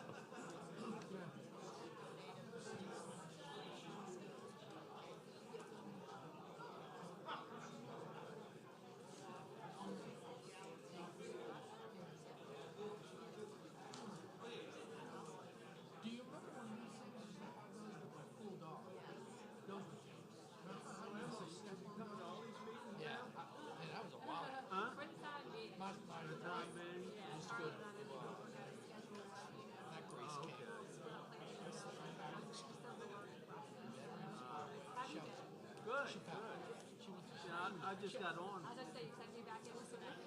Oh, really? Yeah, I called Pat, Bristol when, I saw the other guy was on. I said, yeah, I wouldn't mind doing that. Well, a lot of these ordinances I did. See your name every day. She told me that last night, I was just thinking about that.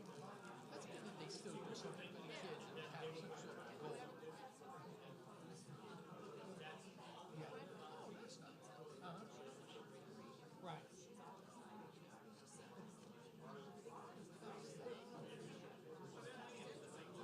It gives them a little sense of, I did something. Yeah.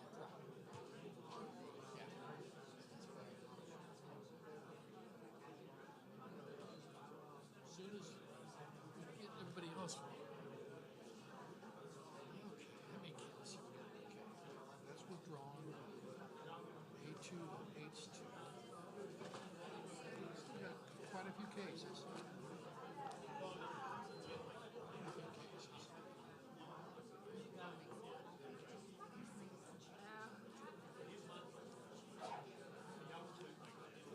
Sure.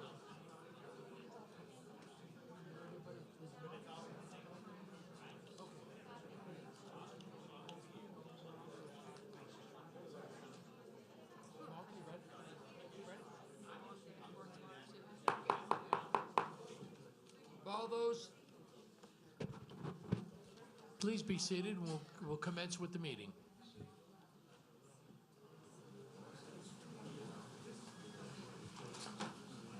Case number 2018-1213 ZC, existing zoning is A2 Suburban District, proposed zoning is Highway Commercial 1.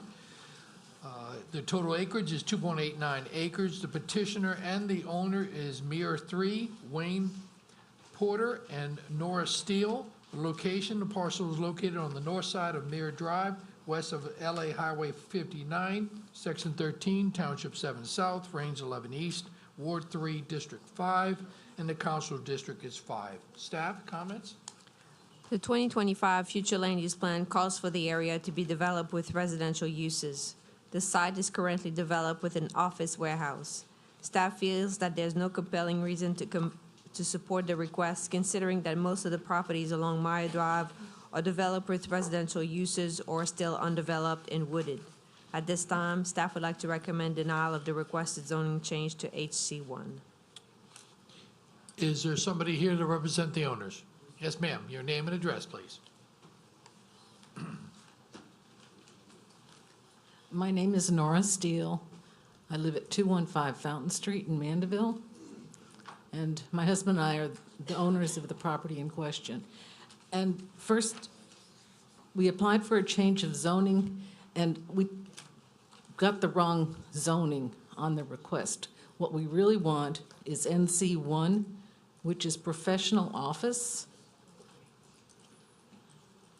And so are you asking to change? Yes. From a highway commercial 1 to an NC 1? No, we're asking to change, wait a minute. No, our current one is residential. Your current is A2. Is A2, and we'd like it to be NC 1, not highway NC1. commercial 1. Correct. Is that a mistake that was done, Helen? No, she didn't make a mistake. That's what I wrote down. We made a mistake, Helen? No. I the made a petitioner mistake. Oh, okay. So you're asking to go ahead and change the zoning request from A2 to an NC 1? Correct. Not planning, no. No. So, does anybody in the audience would like to speak for this down zoning of highway commercial 1 to NC 1 request? No, let's see. No. The property is currently zoned residential. Right. So their request is no longer HC1, it's now NC1. Okay, but they are requesting to change to NC 1, okay. Yes. All right, so that's what we got before us, okay. No, it does not have to be re-advertised since they're going to a category that is not as intense as Okay. HC1. So, okay. I'll bring it back to the commission because we'll probably have to postpone this. Commissioner Randolph, do we? No? No, Okay. there's people in the audience or here to speak, if I'm not Oh, mistaken. okay, good. Sorry. Thank you, ma'am. That's fine. We understand what you want to do. So Thank you. we'll ask the people if there's anybody against this project to come up and speak against it. And hopefully they'll understand that they're speaking against going to professional office district. And that's really, the purpose of that's to provide professional office space in residential development areas. So, Yes, we understand. It's Yeah. just that we're all sitting here looking at Highway Commercial 1, and all of a sudden it's NC 1, that's a big difference. Absolutely. Okay, all I right, just thank you. That's all. That's it Okay. for now. Thank you. Is there anybody in the audience would like to support this rezoning from A2 to NC1 request? Is there anybody in the audience who would like to speak against this rezoning from A2 to NC1? Please come forward and state your name and address and concerns. Mr. Chairman, members of the commission, my name is Charlie Clark. I live at 21458 Casrail Drive in Mandeville. My yard is actually the yard that backs up, open yard, to this particular place on Mere Drive. With me, I have most of the neighbors that surround this area, all residential. This represents about 4 houses off of the closest commercial operation that exists on any of the streets of Mere, Casrail, Parker, or Hunt. Back in 1995, we were all zoned suburban agriculture, and we had our councilman at the time, who was Mr. Marty Gould and Mr. Red Thompson, both representing that area, changed this to a A2. Of course, there was some traditional use operations in the area. We all have to live through those uses. But in this particular area, everything is zoned A2 suburban. This particular change, we came here tonight to fight the Highway Commercial 1. NC1, I really haven't looked at it, but I would say that anything that's commercial that sits with a house on every side that it exists in should not be so. This is not a main artery, Casrail. I don't know what, I just heard office space. Office space would not offer any benefit to the neighborhood as it exists. So our zoning, we would like to keep intact. This area has gone through a lot of revitalization over the years. On Casrail, on our street, we've had 4 starts in 2018, 2 more prospective. Mere's going through the same thing. So this is an arising neighborhood, if you will, and not an arising commercial area, especially from a HC1 perspective. So with all those things in mind, we have to stand here and tell you that we would not support it. I actually have a petition from all the neighbors within 1,000 foot of this particular piece of property. And, you know, again, we're all people who've made substantial investments in this area. I've lived where I live for 30-plus years. I bought in suburban agriculture. I helped do the rezone to HC, or rather to A2, and so have all of our neighbors. That is the community we created, if you will. So we would like to preserve that community as residential, and we would hope that you would support us in denying any sort of commercial venture in this neighborhood. Yes, sir. You can come on up here if you want to talk, please. Thank you. Well, what I'd like is if we could get just a quick recap on what an NC1 is, because we all came fighting for highway commercial. Could you tell us what the I big was too, difference actually. is? Helen, would you provide some of the input about what NC1 contains? Sure. See, because highway commercial to us spelled dump trucks and everything else. I Sure. have the I largest understand. lot on the street. I've lost 8 feet of my culvert in the last 3 years to semis in my Yeah. ditch. Did you give us your name and No, address? I'm sorry, please? it's Michael Borelli, 21442 Meyer Drive. Under the NC1 zoning, what is allowed is a law office, architectural office, accountant offices, real estate office, insurance office, business office, daytime doctor, dentist, and chiropractor, veterinary clinic, and other professional offices, and also what is allowed is a single-family residential use. If that was the case, would they be able to maintain the gate at the driveway? If they make it a public NC1, would they have to allow the car? Problem is, we had problems, it's been multiple businesses in the past. It was a satellite installation place for a while, it was a dog breeder for a while. The satellite installation guy never was on time for work, so he would leave the gate locked. Well, one day a truck driver told the bus driver to turn her fat butt around and go the other way, and a sheriff come up and informed they could. After that, I used to find 6, 8 trucks parked in my driveway every morning, and I had to walk all the way down the street and get somebody to come get me. So I'm not so much against the NC1 as I was the heavy commercial, but I'm just concerned about the parking. Our street's very narrow. To get 2 trucks down it, you usually lose a mirror. Well, we appreciate your concern about Okay, this. well, it's nice to know, at least I know what an All right. NC1 is now, and it's not dump trucks. Thank you. And just for a show of hands, is there any, show of hands, who's here not to have any commercialization in this area? Okay, thank you. Is there anybody else would like to speak? If not, I'll bring it back to the people that are trying to get it rezoned. Ms. Steele.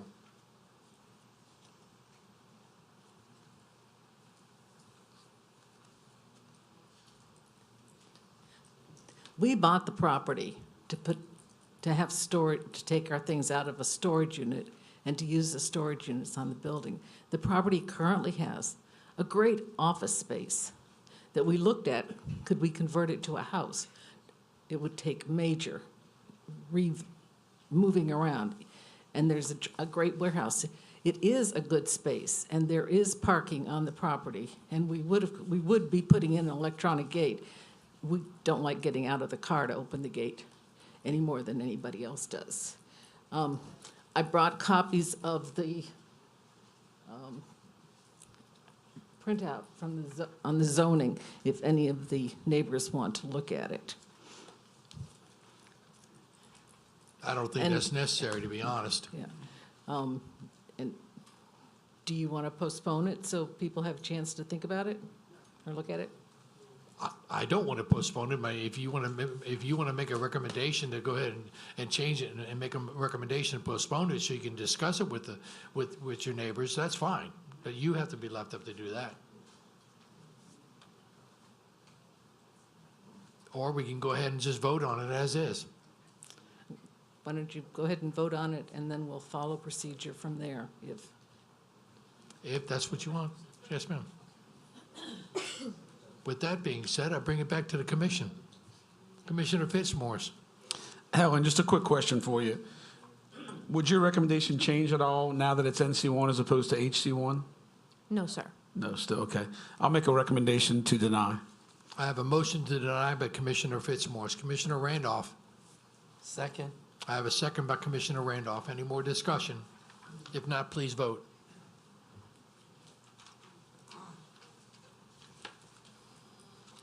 Unanimous, approved. The motion was denied. Yes, I'm sorry. That's okay. Thank you.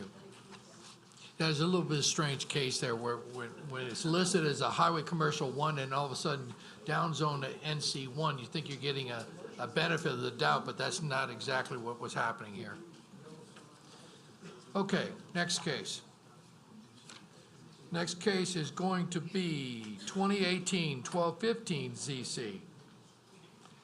Existing zoning is CB1 Community-Based Facilities District. Proposed zoning is Highway Commercial 2, Highway Commercial District. 1.18 acres. Petitioner is Larry Tape. The owner is E321 Sharman Shockstill. Location, parcel located on the south side of LA Highway 22, west of Hickory Drive, being Track B. Woodridge on the Lake, Phase 3, Section 54, Township 7 South, Range 11 East, Ward 4, District 4, Council District 4. Staff, comments? The 2025 future land use plan calls for the site to be developed with commercial uses. The site was rezoned to CB1 during the comprehensive rezoning, considering that the building was occupied by a religious institution. Staff doesn't have any objection to the request. Since a portion of the building is currently occupied with some commercial uses and the site is abutting commercial zoning on the east and west sides, at this time, staff would like to recommend approval of the requested zoning change to HC2. Yes, sir. Your name and address, please. Yeah, my name is Larry Tape. My address is 424 Aspen Lane, Covington. I'm here to request that you recommend the rezoning of our property at 5250 Highway 22 from CB1 to HC2. We purchased this property 5 years ago when a church was moving out. Another church moved in at that time and stayed for 5 years. And at this point in time, they have left the building. When the building was built, it was built for commercial use as a shopping center, and it was zoned as such. We share a parking lot with a shopping center building that was built at approximately the same time. It's currently zoned, that building is currently zoned for highway commercial use. And then directly to the east is another shopping center, which is zoned HC2. Now that we're in the process of making it available for purchase or lease to somebody else, we'd like some flexibility in marketing it to people, perhaps for its original intended use. So that's where we are on it. Thank you. Thank you. Is there anybody in the audience who would like to speak in favor of this rezoning? Anybody in the audience wants to speak against this rezoning? Please come forward and state your name and address, please. Yes, sir. My name is Terry Martin. I live at 111 Forest Loop, and I live in the property immediately behind this proposed change in zoning. And it's been a church since I've lived there, since '03. It's always been a church. We've had problems with some of the sound from the church on Sundays, but we've dealt with it because it was spiritual in nature, and it's never been an issue. Now they're trying to open this up to the possibility of a lounge or a bar or a club or anything else that would impact my family and my children and all my other neighbors that live in that residential area in Deer Run. Granted, a lot of the houses in Deer Run are rented, but they're rented by families. And a lot of their children play in that neighborhood, and the last thing we need is something that potentially is going to become like a bar room or other issue that's going to create a problem. When the church was there, they had a dumpster. Granted, it was a small dumpster, but it became a dump site for everybody's trash that lived in Deer Run and other neighborhoods because that dumpster was never isolated and it was always open. And if they open up this potentially to a facility such as a bar or a restaurant or what have you, not only is that dumpster going to be bigger, but it's going to be filled with food contaminants, rodents, flies, and everything else that comes with it. And me being on the rear of the property and my neighbors, we have to endure the smell, the alcohol, and everything else that may, wind up moving in there.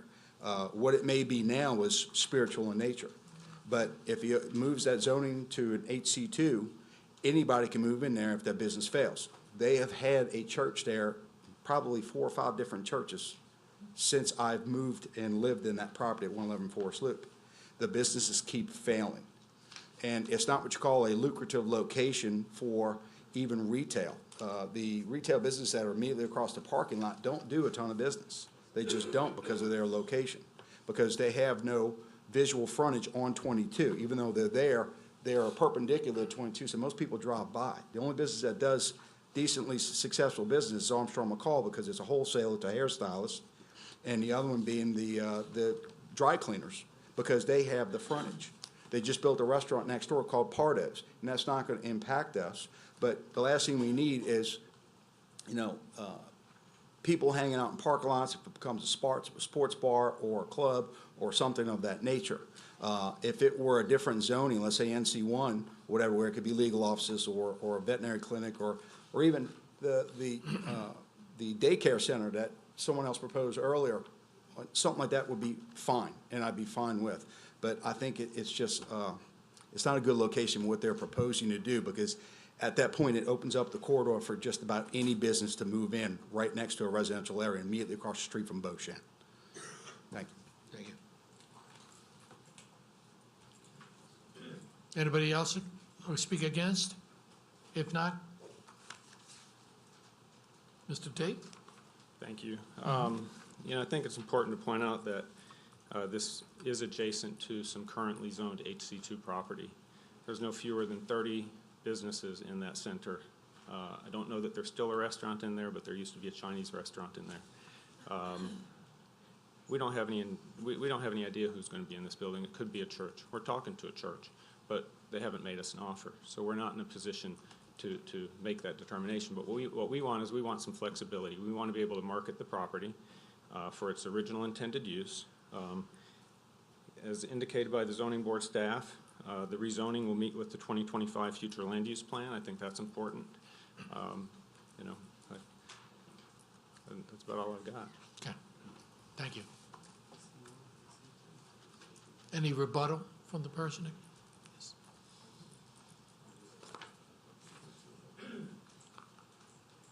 Yes, Terry. The other businesses that he's referring to, one is a hairstylist salon, another one is a retail location, another one is a gaming stop, another one is a salsa dancer studio.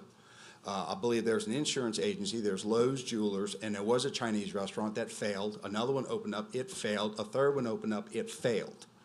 And once again, the two or three businesses that are immediately across the parking lot from the church, they've been in business for a little while, but it's nothing that, potential is that they're opening up the entire building, not a portion of it, the entire building, to be something that have a tremendous effect on that neighborhood that immediately is behind it. It isn't just one portion of it where I say, okay, there'll be a restaurant up by Highway 22. Potentially, it could be all the way to the rear by the fence where they're going to keep the dumpsters and the trash and everything else. The last thing I want is, as it was, I used to have people's cars when they were coming at night to go to church late.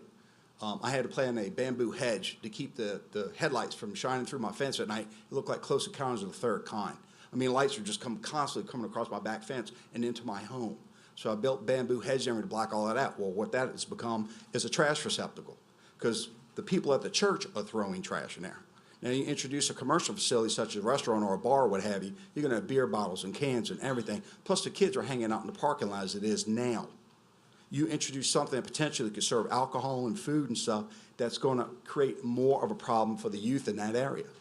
Okay?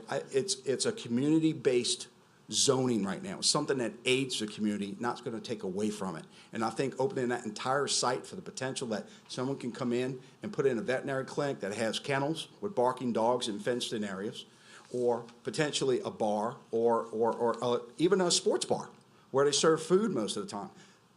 Most of the families in there, kids are going to bed around 9 o'clock. They're going to school the next day. Okay, and I think there's too much potential for business, a history of that place constantly failing, to open up potential for something that's going to have a negative impact on my neighborhood. That's it. Thank you. With no more discussion, you would want to say something else? Yes, sir. You still have a couple of minutes left to the rebuttal. I'll just point out again, this was built as a strip center. It is occupied by a church. The church does use the entire building. It's built with 10 bays. It's got 10 entryways, 10 doors. It's designed to be subdivided, split up into different businesses. He brings up the point churches have failed there. I think that's part of the point here. Do we want a blighted building? Do we want a building that nobody will occupy, that's not going to be able to make it as a church? He would like to have an empty building. I understand that. That doesn't do me any good. It doesn't do the community any good. Thank you. Okay. Any more discussion? If not, I'll bring it back to the commission. Commissioner Richard. Thank you, Mr. Tape. Can I ask you a question? Yes. Please come to the podium. It's me. I agree this property is designed to be commercial use. There's no question there. I'm looking at it on the aerial. I'm looking at the zoning all around it. The question I have is, you have HC1. It looks like it's the companion, almost a companion strip center. You said that sometimes you share the parking lot. Yes. Okay, from the aerials and from what I'm seeing, it is currently zoned HC1. Is HC1 an option for you? I know you're trying to give the most flexibility to market this property, but the companion building next door is HC1. I feel almost certain that if you would reduce it from HC2 to HC1, we could have.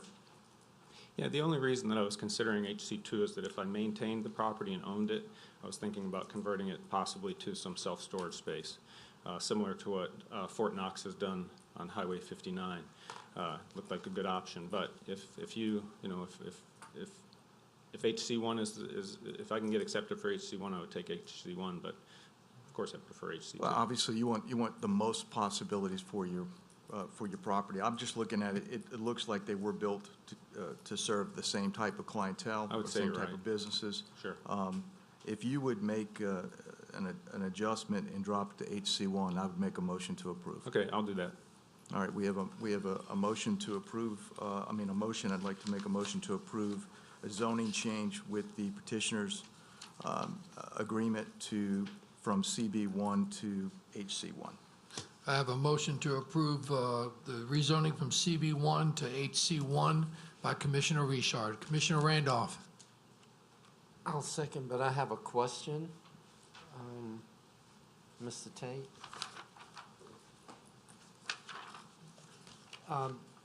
Prior to your last presentation, you said something about that you're communicating with a church, but they haven't made you an offer yet.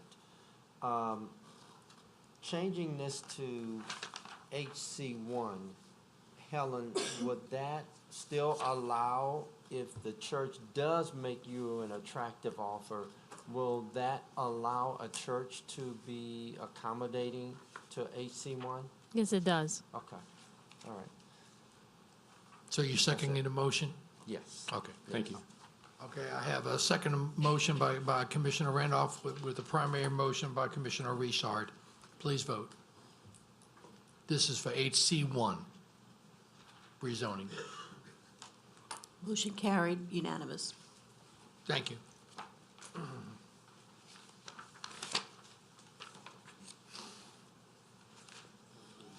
Case 2018-1217 ZC. The existing zoning is A1 and A4. The proposed zoning is all A4, 2.97 acres. The petitioner owner is Richard Levier and Julie Prince Elliott.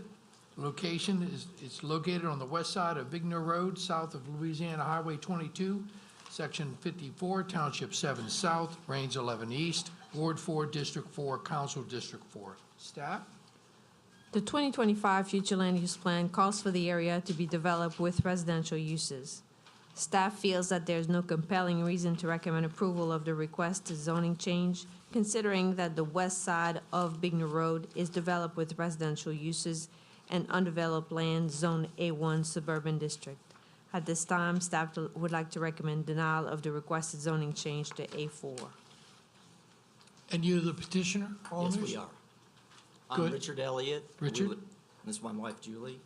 We live at 218 Scotch Pine Drive, which is about a block, it's one lot behind this property in Pineland Park. We've lived there for 20 years with our 3 kids. We wanted to stay in the area, and in 2005, we purchased 2.97 acres with her sister. It was zoned A4 at that time, and our intention was to have 3 home sites, one for us, one for her sister, and one smaller site for her parents. In 2009, property was rezoned with to a non-compliant A1 lot, all the property together. We own less than 3 acres. It's 2.97, and at that time it was without our knowledge.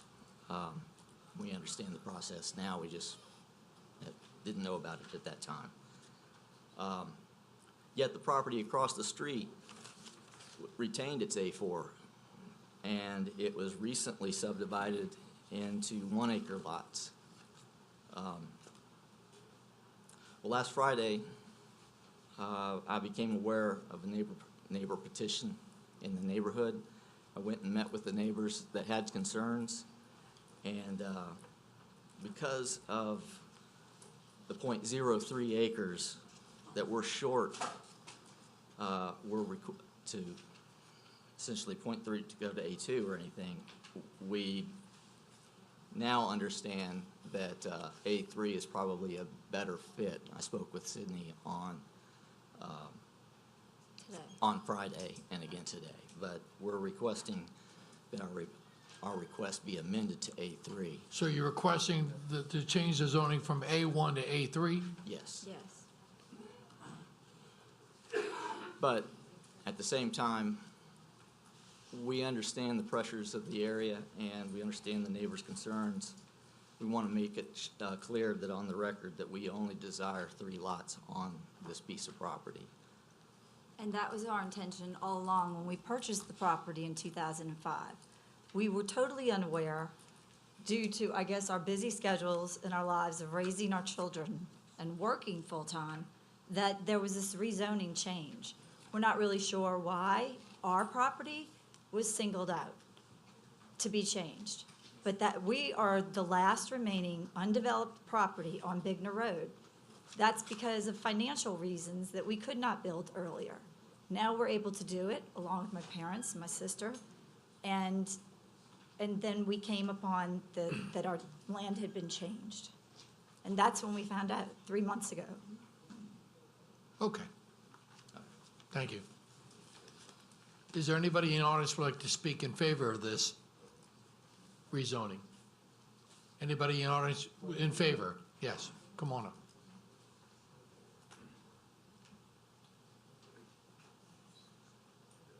Your name and address, please, sir. Jim McCarthy, 216 Scotch Pine Drive. The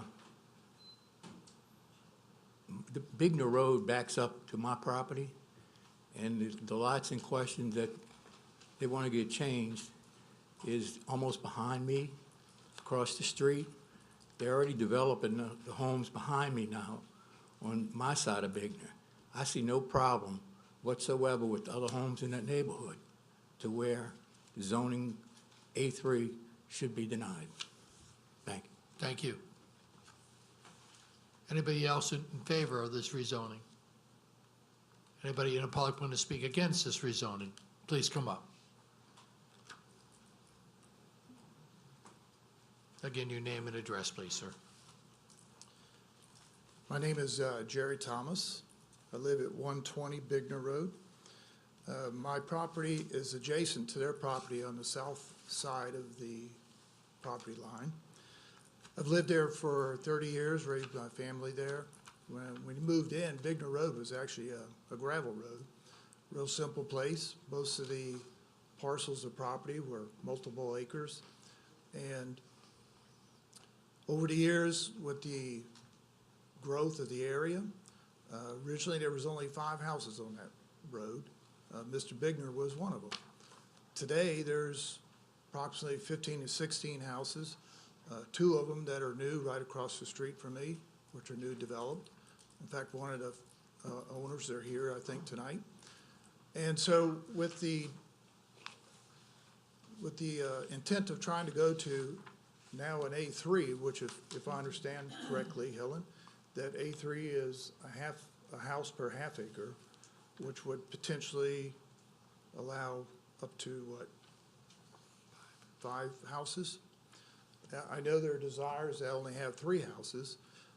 Part of the thing, though, is once it becomes zoned A3, and if they have a change of heart of what they want to do, or a life event that decides they can't do that, then it's still zoned A3, that somebody else could come and do what they want with it under A3. One of the concerns I have as being the owner on the south side of this property is there's a creek that goes across their property on the front, on Bigner Road, across mine. And in the 30 years that I've been there, the last 12 years, I've had flooding on my slab 5 times. Pretty substantial flooding. And today, with the development that's happened over the last 30 years, it doesn't take much for a rain incident to happen to where my actual property becomes flooded. And there's, I think, several people here that live on Bigner Road that can attest to that. It floods to the point where actually the road becomes impassable. What happens is there's a main drainage that comes out of Pineland Park towards Bigner, under Bigner, and across my property. So not only am I compounded by the rain, water, and runoff from the north side of my property, but I also get it coming from Pineland Park area. So with the increase in density of possible houses, obviously I'm already concerned about additional flooding, rain runoff, and things of that nature that would compound what we're already seeing out there now. In addition to the increased traffic that potentially could be there. I was listening to the Busy Bee request to have the little child care thing on Highway 22, and that's exactly the same thing we have. Getting off of Bigner Road onto 22 is quite a challenge in the morning and in the afternoon. So in light of the fact that it's already an A1, I don't know anything about the changing of the zoning in the past from A4 to A1, but I think we're opposed to having it changed from A1 to anything else and leave it to where they can put one house per acre. It's already, I mean, not acre, but it's 2 lots now, and I think that would support the two houses. I have some petitions here that the neighborhood has expressed some concern on. And so I'd just like y'all to consider leaving the A1 zoning intact as it is. Thank you. And this petition that you're giving us was for the A4 rezoning, though, not the A3 that's currently being requested? That's correct. Thank you. Anyone else against this? Come on. Yes, sir. Your name and address, please. My name is Gregory Vergis. I reside at 315 Scotch Pine Drive. I am the owner of a lot directly across the street on Bigner from the proposed site. My concern, if this is subdivided or into 6 lots with A3, is the ingress and egress across property lines for 6 people, 6 houses. I have no problem with it being subdivided so that 3 properties can be developed out of there, but I do have a problem with 6 for that reason. Thank you. Thank you. Anyone else against? Yes, sir. Yes, sir. My name is Jeff Brown. I live at 101 Bigner Road at the end of Bigner Road. And I, like Jerry explained earlier, that with all the building that has come in around us, the drainage has become a terrible problem. We now leave cars on one side of the creek there so that we're able to get out in case of emergency. Of course, the children love it because they're kayaking down Bigner Road, but the drainage is a problem. The worst case scenario before with the A4, and we did speak with Mr. Elliott, we're looking at 11 houses. And that's worst case scenario. As we talked with Mr. Elliott, he said, we might have to sell part of the property for his college, children in college. And we're like, wow, we've got to think of worst case scenario. And that's a lot of houses. If we move it to A3, I believe, we're still looking at 5+ houses there. So that's quite a bit of construction there. But I would agree with the staff denial of changing the NE zone. Thank you. Anyone else against? Yes, ma'am. Thank you for allowing me to speak. My name is Nancy Thomas. I live at 120 Bigner Road. My land is adjacent to it. We moved on Bigner Road about 30 years ago. We could have lived in Metairie or we could have lived in Kenner. We were both from the South Shore, but we picked Mandeville because we loved all the amenities that it's had. Not only did we pick Mandeville, but we spent many weekends coming over and looking for specific property that fit what we were looking for. And the minute we saw our lot on Bigner Road, we knew that it was the one. The reason that we chose it is because Pineland Park subdivision is a very small subdivision. It's self-contained, and so it has access in and out of the area only one way. You come in and exit the same way off Bigner. It's a Y, and so we're on what I call Bigner Road Minor because we're a private road, and then there's Bigner Road Major, which connects the two. So I like the idea that it was enclosed, there wasn't a lot of through traffic, and it was a safe place for kids. We have a lot of wildlife back there. That might not matter to some people, but on my property alone, we've had 2 alligators, several boar, many birds, deer, does, fawns, and countless rabbits. It's heartbreaking to see everything just being gobbled up, and in fact, the 3 houses that were just built, I have watched deer and other animals, rabbits, go back and forth between the property that they want to propose a change to and the property that just became 3 acres.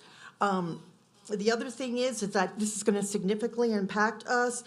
It could alter the terrain, because if they're allowed to put more than 1 house per acre, then that would, to me, ensure that almost every tree is going to be cut down on that property, which, to me, that's one of the things why I moved to the North Shore, not to live in a place where the houses were so compacted and close together that there were no trees. The other impact is the drainage situation. They've said that. When we first moved there, we had a lot of water on our lot. We were okay with that for a heavy rain. The kids would pirogue out, and the water would dissipate quickly. It never came anywhere near approaching our slab. On Katrina, we had 3 feet of water. Since Katrina, we have flooded 4 times, the worst being Isaac, where we had 4 feet of water. So there has been significant drainage problems. There's a huge apartment complex that was built right there on Bigner Road. It is nothing but concrete, every tree cut down, no place for the rainwater to fall, no place for drainage. Unfortunately, the lot that we live on is beautiful, but it drains all of Pineland and it drains all of Bigner. And I can attest to how much drainage comes, because with the new houses across from us, which are lovely, and I don't have any problem with it, but all their red clay is now all over my lot. So I really don't want any worse than I've already got. I feel like any change in the zonage would decrease property values immensely. We bought back there because there were 5 of us originally. We were on at least 1, but more acres, at least most of us on 2 or more. I just think if you compact a lot of houses on a small amount of land, those houses are not going to be to the caliber that the houses are that are on there now, which is going to be as though we overbuilt for an area that we lived in for 30 years. I'm also really concerned about the traffic going in and out. I told you one of the beauties of the neighborhood that I thought was that we only had 1 road in and out, because I felt like that was safe for kids and there was a lot of not-through traffic. That has been great until all of the changes in Madisonville with multiple subdivisions and traffic coming over, for all that traffic funneling on Bigner Road, on Highway 22, trying to get across the bridge or wherever. When you come out in the morning between 8 or 9 o'clock, if you don't have a nice person who will not block Bigner Road and let you in, you'll get out. But if you have people that are in a hurry to go somewhere, they will just sit their car parked right in front of the out, and you'll sit there forever. The same thing coming home. It's gotten to where you can sit for 45 minutes just trying to get home. They did put a center lane in Bigner Lane. It helped for a while, but now the center lane in Bigner Lane they put a center lane on Highway 22, which helped for a while with traffic. It no longer helps as much. The growth and just the drainage and everything is really out of control. Thank you, ma'am. Thank you. Got the time. With that being said, Mr. Elliott would like to have rebuttal time.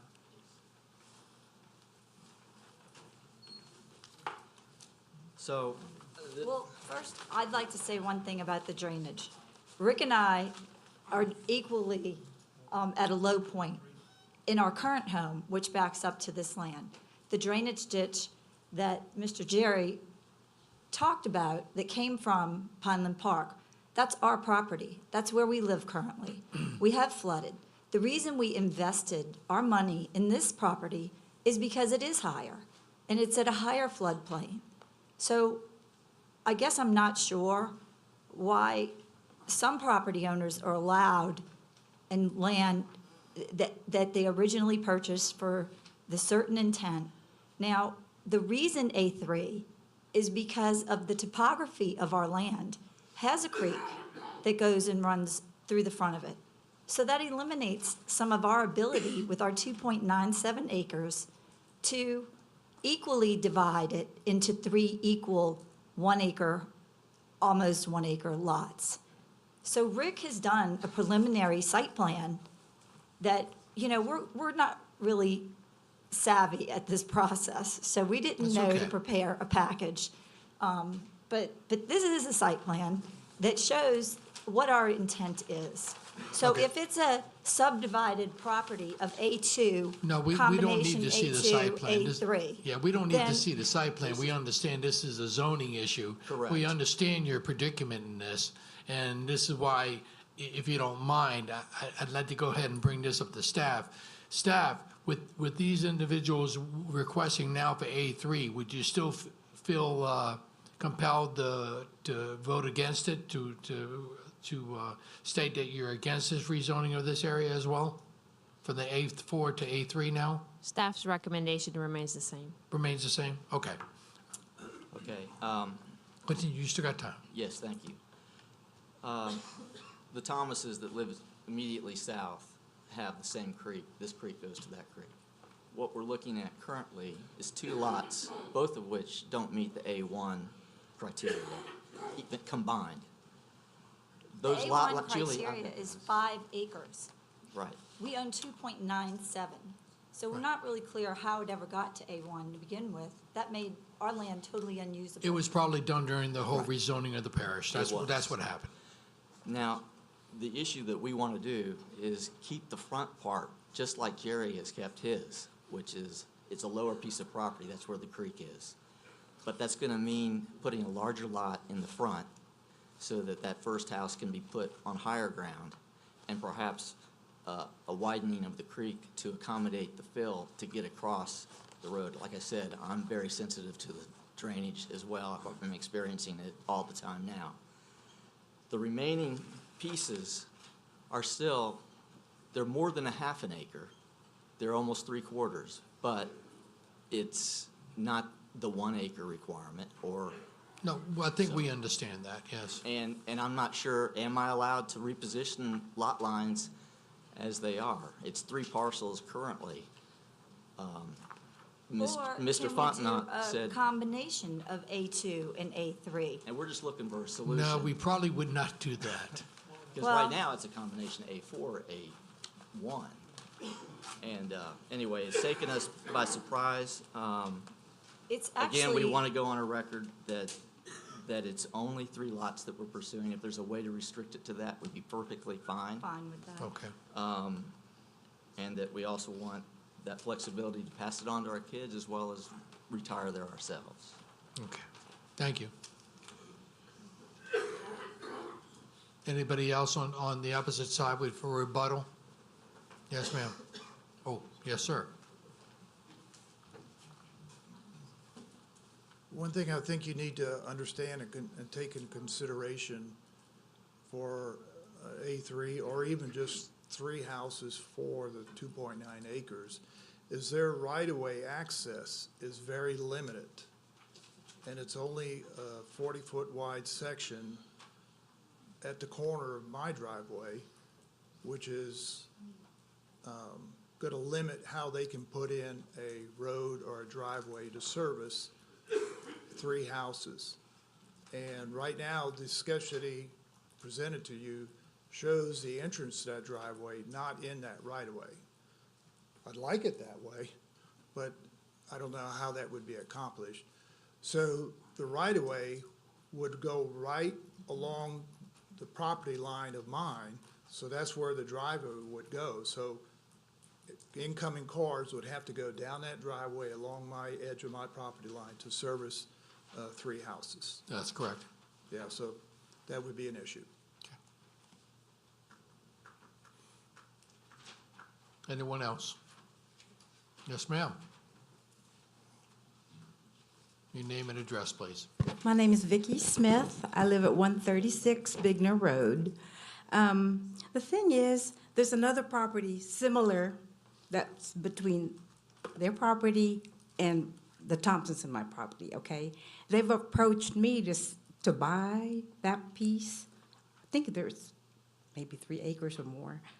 So if this one, I don't know how many acres it is, but if this goes, they're going to be interested too, which could possibly open more houses for us. So if that's approved, they might approve them too. And right now, my driveway to my property back there is being eaten up by water because of the drainage. And I called drainage, and they said I'd just have to buy a bigger culvert. But anyway, that's all I wanted to say. I do oppose to this. Thank you. Thank you.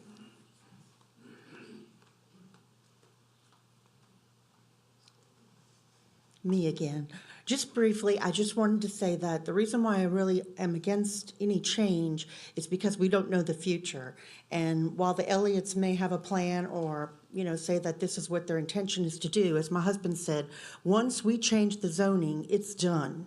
And then we cannot stop what comes after that. So I feel very strongly that in order to maintain the footprint of the neighborhood and all of us have enjoyed, that there's no change. Thank you. Okay. Any other comments from the petitioners? Just like to clarify that I'm glad the individual that has the property that my sketch shows bringing the driveway in. I agree that we have 60 feet actually on Bigner Road.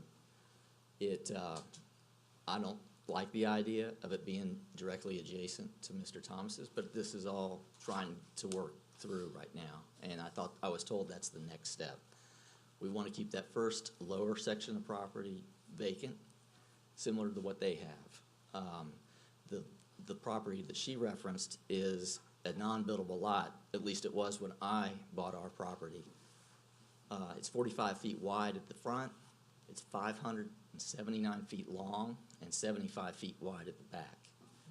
And it's currently owned by the builder so the landowner that's across the street that remained A4, they sold that in the past 9 months to a builder who then subdivided the land into 3 lots across the street.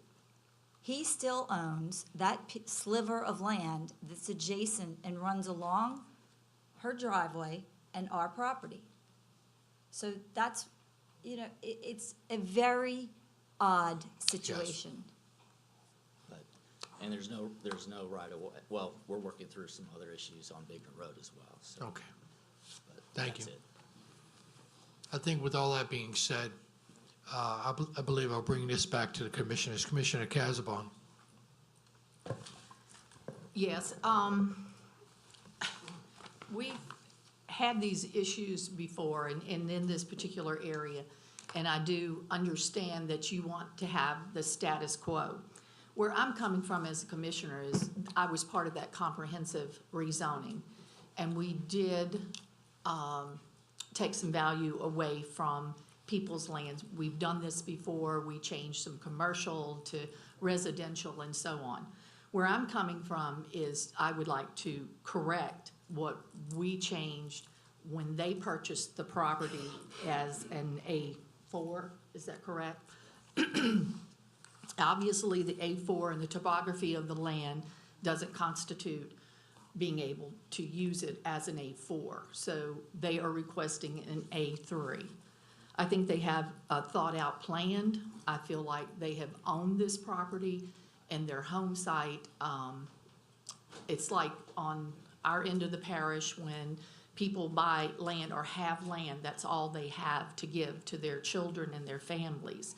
We do go from an A1, and that's what we did on the northern end of the parish. We just did a blanket A1, and as people came in to give land to their children or to build on it or divide it up for family members, we did agree to the rezoning, and that's where I'm coming from. I do agree with the A3, and I'll make a motion to approve.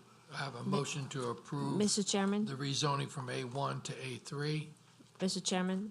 Yes. Before we proceed with the vote, I'd like to maybe correct something here, and with all due respect, sure. Mr. Casabon, I'm not trying to control the vote by any way. However, I'm pulling up the map here, and maybe there's a misunderstanding, or the property was zoned suburban agricultural before the comprehensive rezoning. And I just want to clarify that point, which suburban agricultural was half an acre lot. Correct. There was a little portion that was A4, as shown right now. It's also 3 parcels of land currently. You know, eventually they will probably have to go through the minor subdivision process as well. But that, I just want to bring this up to your attention. Thank you. With just suburban agriculture, they could have done anything, you know, with that zoning, so as many as they wanted. Commissioner Willie. Helen, I got a question. We started off at A4 and it looked like we requested being downzoned to A3. My question is this, it's 2.97 acres. And the petitioner's looking to do 3 lots. Is it possible to do the 3 lots? Each lot would be 0.99 acres in A2. Would they allow that unless you go through a variance or something? No, well, actually, if they have to request A3 to be able to have 3 parcels of land. I understand And that. they will also have to request a waiver if they have to go through the minor subdivision process, because the minor subdivision requires a minimum lot size of 1 acre. Okay, So so that if they- 0.99 acres wouldn't, if they got a variance, that would, No. that'd be a red line. You have to go to the next zoning and then request your waiver through the minor subdivision Okay. process. Okay, thank you. Commissioner Randolph. Yes, No. Mr. Elliott? I'm sorry, public, no. Commissioner Randolph. We brought, Yes, sir. Your property, you guys live on this property now?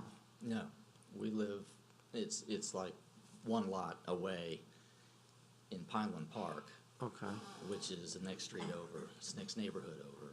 okay, The vacant land that was just subdivided and the gentleman, that's new homes are being built on, we live right behind that.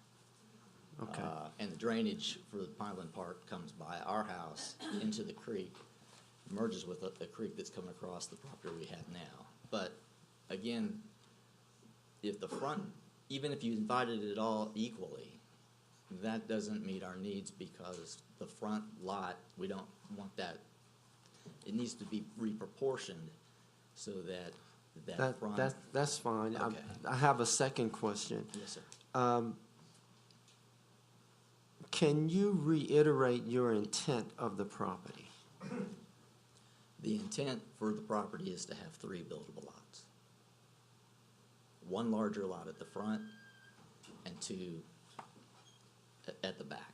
And I don't know where those lines fall because of the fill requirements and all the other limitations that go along with it. But I do want to try to miss all the trees.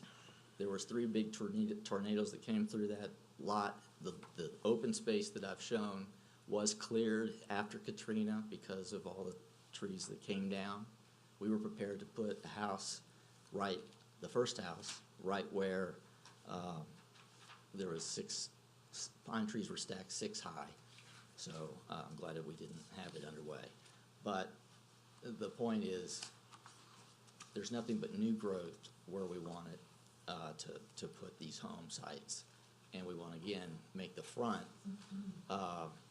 more like the setting that the Thomases have next door, which would accommodate the flooding and also, I think, enhance property values up in Bigner.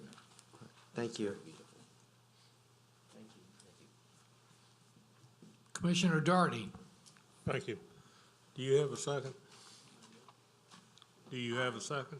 No, I don't have a second. I'll second it, but I also have a comment for Helen. Would you get hold of Public Works Engineering and ask them to go out and look at the drainage? I mean, there's no reason, you look at the subdivision, and I'm not sure what subdivision it is, but the street is Chapel that I'm looking at, and it should have had some retention in it even when it was built.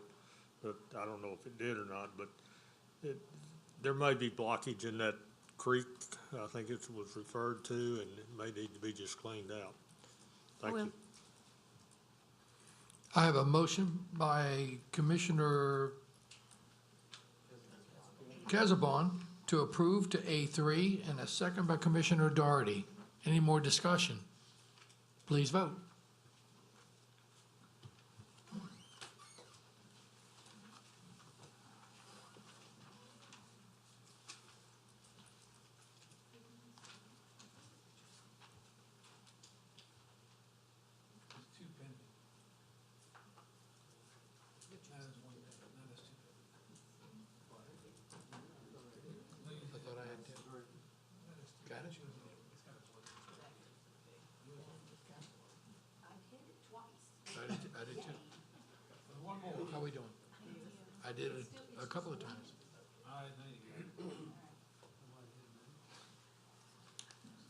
Motion carried, 1 nay. Okay.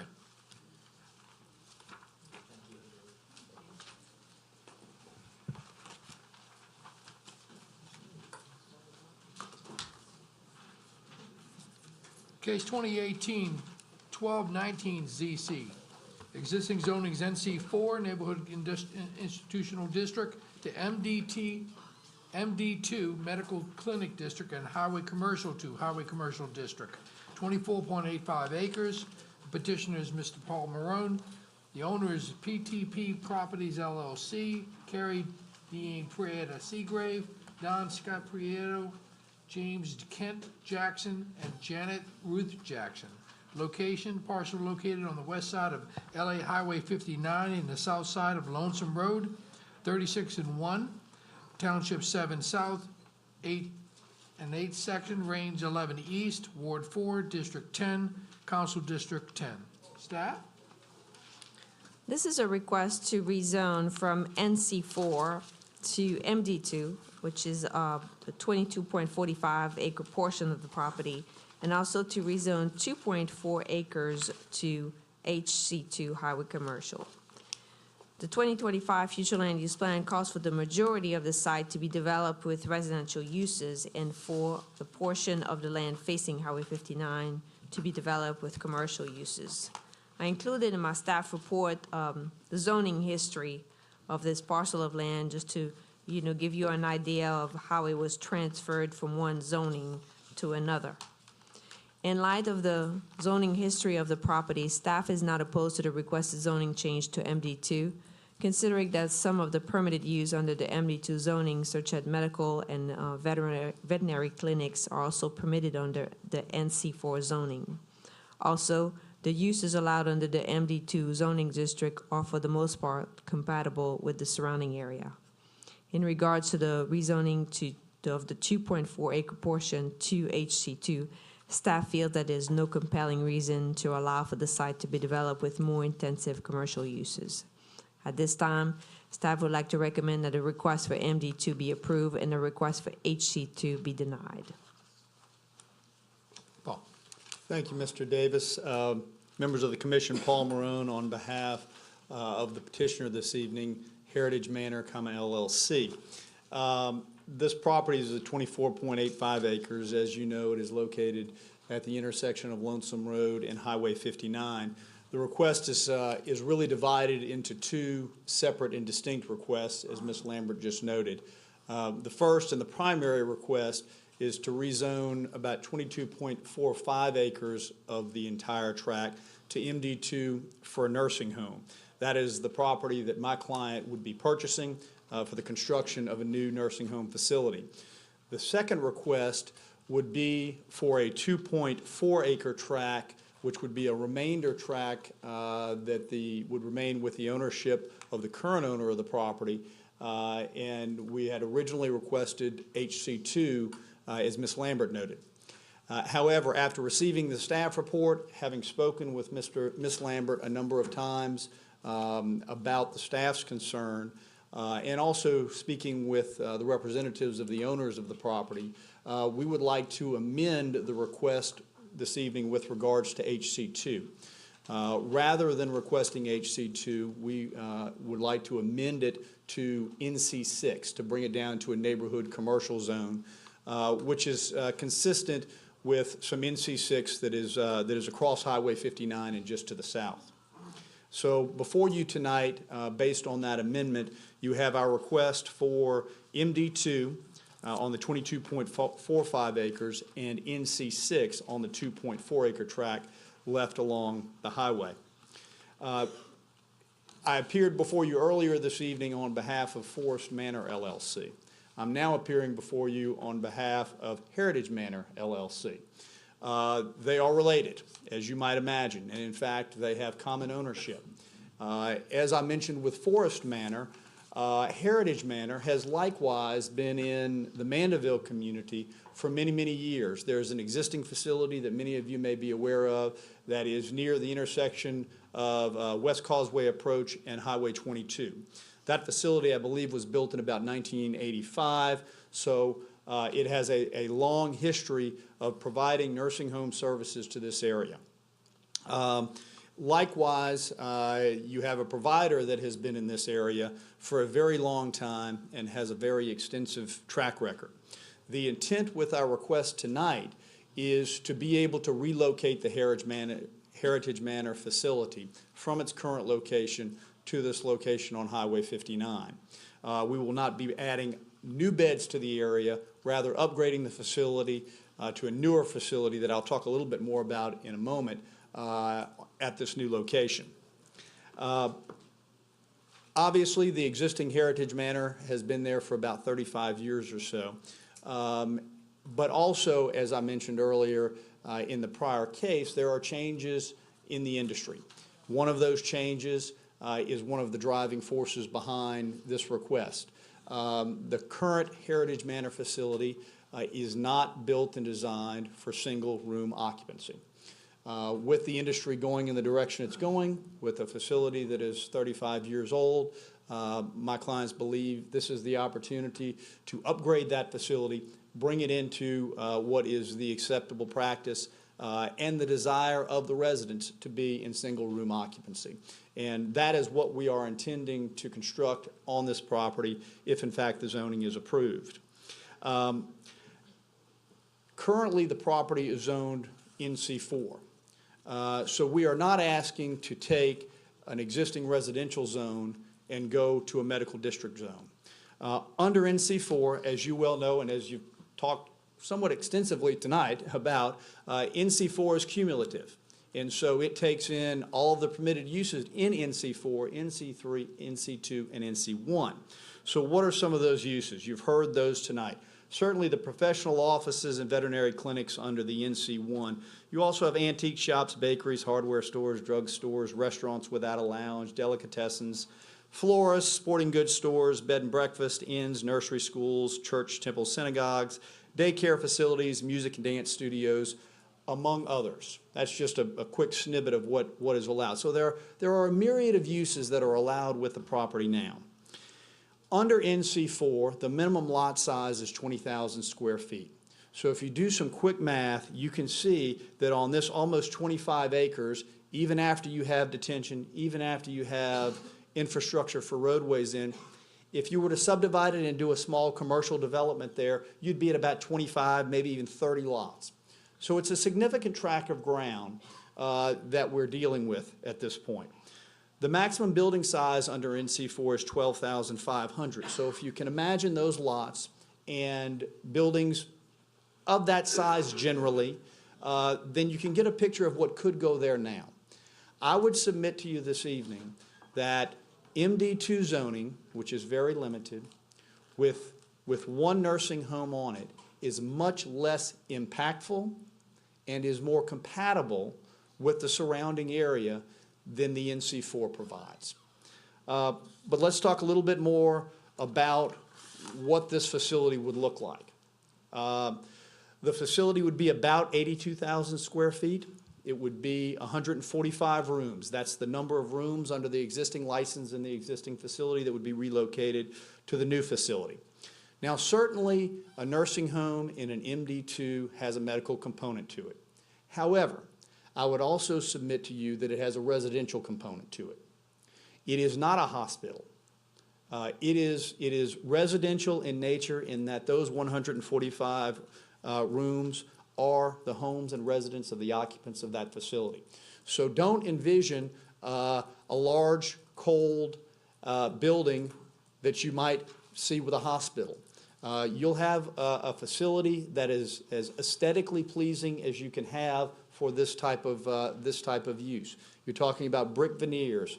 You're talking about architectural shingles. You're talking about something, again, that is inviting and is aesthetically pleasing to the residents and their family members. This facility will be 29 feet tall at its highest point, single story throughout. So you will not have a situation where you have a 2- or 3-story building adjacent to the property lines. With regards to the setbacks, the building will be located where the nearest point to the property line is 50 feet, and that's only one point. All other aspects of the building will be about 100 feet or more away from the property line. The grounds themselves will be heavily landscaped and professionally maintained. My client has a new facility that they are just finishing up in the Hammond community now. I can tell you that the cost with regards to the landscaping, the grounds, and the sprinkler system for that is many hundreds of thousands of dollars. So you would have a very finely manicured and professionally maintained facility that would be very aesthetically pleasing, not only architecturally, but also from a landscape perspective. You might ask about the noise at a facility like this. First, I mentioned the existing Heritage Manor facility. That is adjacent to an existing neighborhood, and in fact, quite a bit closer to the existing homes than you would have in this particular location. Over the years, there have been no issues with the neighbors that we are aware of, save for one. There was a concern with regards to the generator that the facilities need to have, and as you may know, a generator has got to exercise on a weekly basis. With that in mind, the generator facility and all of the mechanical equipment on this particular facility will be away from the property line and will be housed on the interior, not inside the building, but within the wings. So if this is Lonesome Road, this is a sketch of the facility. All of the generator and other mechanical equipment is interior to the site and buffered by the building. So there is no direct access for the noise to go directly across our property lines in any direction. The residents, obviously, this is not an assisted living facility, this is a nursing home. So the residents here are limited with regards to their mobility. So it is overall a very quiet facility. Deliveries. Our deliveries, trash 4 times a week and groceries and supplies once a week. All of the deliveries, the access way, are located away from any common property lines with residential, and the unloading will be internally near where the mechanical equipment I pointed out to you a moment ago. Again, in an effort to make sure that everything is retained within the site and that it doesn't bleed across the property lines. Traffic. This is a large facility, but the 145 residences do not drive. So it is a very low traffic generator. The only, or the primary traffic generator would be the staff. But there are 3 shifts. None of those shifts are at peak time. So we have a 6 to 2, a 2 to 10, and a 10 to 6. So these are all off-peak movements. So with all of that being said, I would respectfully submit to you that the MD2 in this location, given the existing A4, I believe, again, is less impactful and is more compatible with our neighbors that are out there. I would also submit to you that with the size of this property, to be able to take such a large swath and essentially give it one single use is a better use of that property than having it divided into many different commercial parcels utilizing the existing A4 zoning.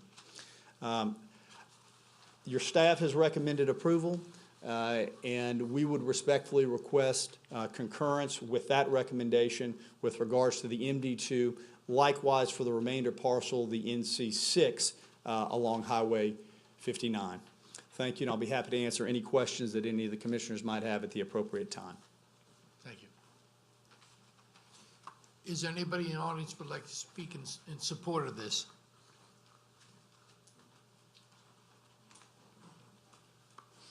Yes, sir.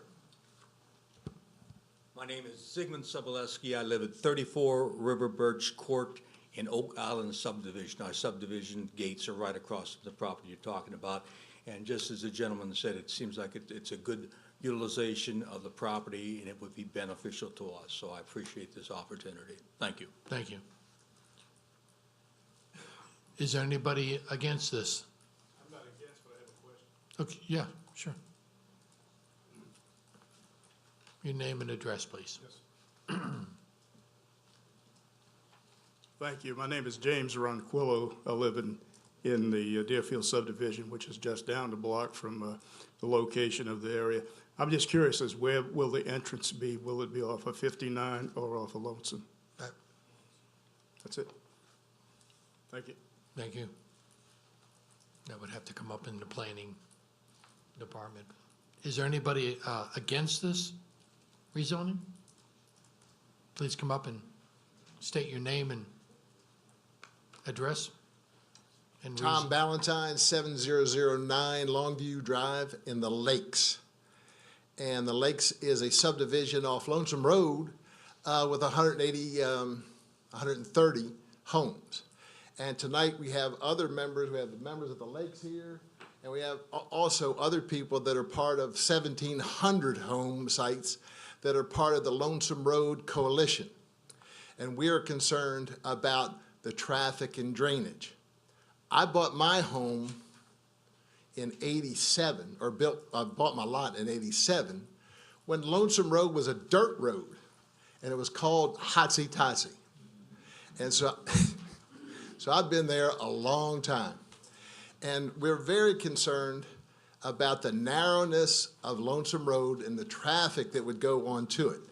And we're very concerned that on either side of Lonesome Road are these huge ditches, and with monotonous regularity, when I go up and down Lonesome Road, there's somebody in that ditch that needs a tow truck and tie up traffic to get out. It's a very, very narrow and winding, sharp turns everywhere you go, and there will be no place to get out of this nursing home except to go east of 59 or go west to 190 through that winding, narrow two-lane drive. So we're very concerned about the traffic and about the possibility of people going into these life-threatening ditches on either side of Lonesome Road. We have been here several times for rezoning, as I recall, along 59 and Lonesome Road and things like that. And over again, the drainage from all this only goes to one area, and that's the May Hall. I think it's the May Hall Bayou. And I can be corrected on that, Helen. I'm not sure, but anyway, May Hall will be quickly overloaded, as will Lonesome Road. So we're very concerned about the drainage and other projects going on 59.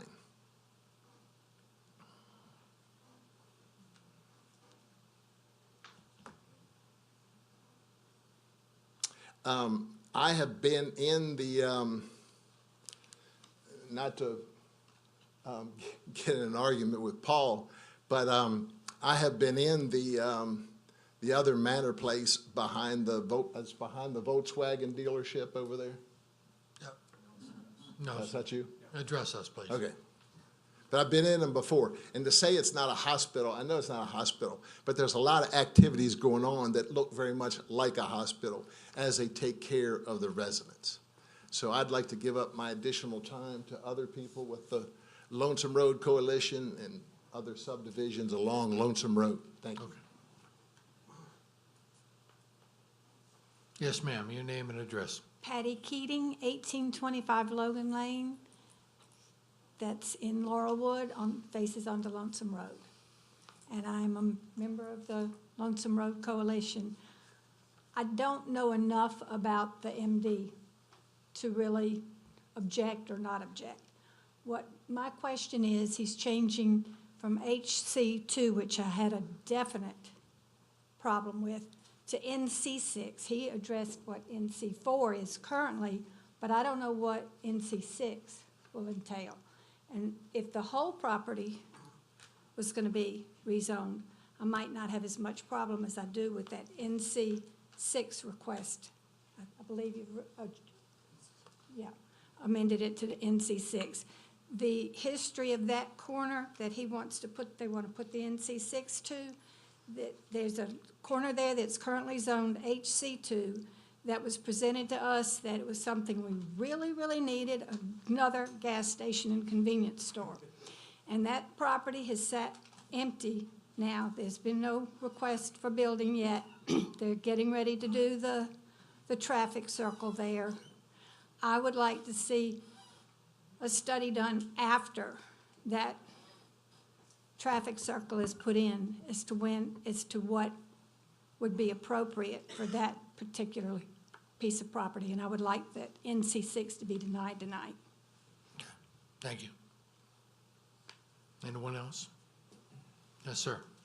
My name is Stephen Green. I live at 1068 Deerfield, part of the Lonesome Road Coalition as well. I'll just address a couple things. Drainage, we talked about the Mayhaw Bayou that runs through Deerfield. It already almost floods 2 properties in Deerfield on a regular rain event. Our bridge is almost unpassable back there when we have large rain events. So I don't know what the proposed property is going to do to that drainage, you know, as far as passability to the back part of the subdivision. I'll mention that August 2016, as Tom mentioned, we had over 1,800 signatures petition against the HC2 zoning. Here we are again for a similar issue. Just under 5 miles away from this property, we have, what is it, St. Anthony's or St. Andrews nursing home facility being built right now, and they are continuing to build more and more to that. So I would ask y'all, what's the need? Do we have more need for nursing homes in the area? I don't think we do. And in light of the NC6 change, I would ask that maybe perhaps we postpone a vote so that we can talk with the developers on what that change entails, as well as talk a little bit about the property being proposed. Because this is, I learned about all this about a week ago. And that was from the council asking if y'all could come hang notes on our doors in Deerfield, which did not happen. We gave y'all the access code to the gate, but we still didn't get noticed. And that was a week ago. So I'd like a little more time to talk to the coalition as well as the Deerfield neighbors on this issue. Thank you. Thank you. Anyone else? If not, Paul, you'd like to speak on your rebuttal time? Was somebody, I did not see a hand raised, I'm sorry. Sorry, Paul.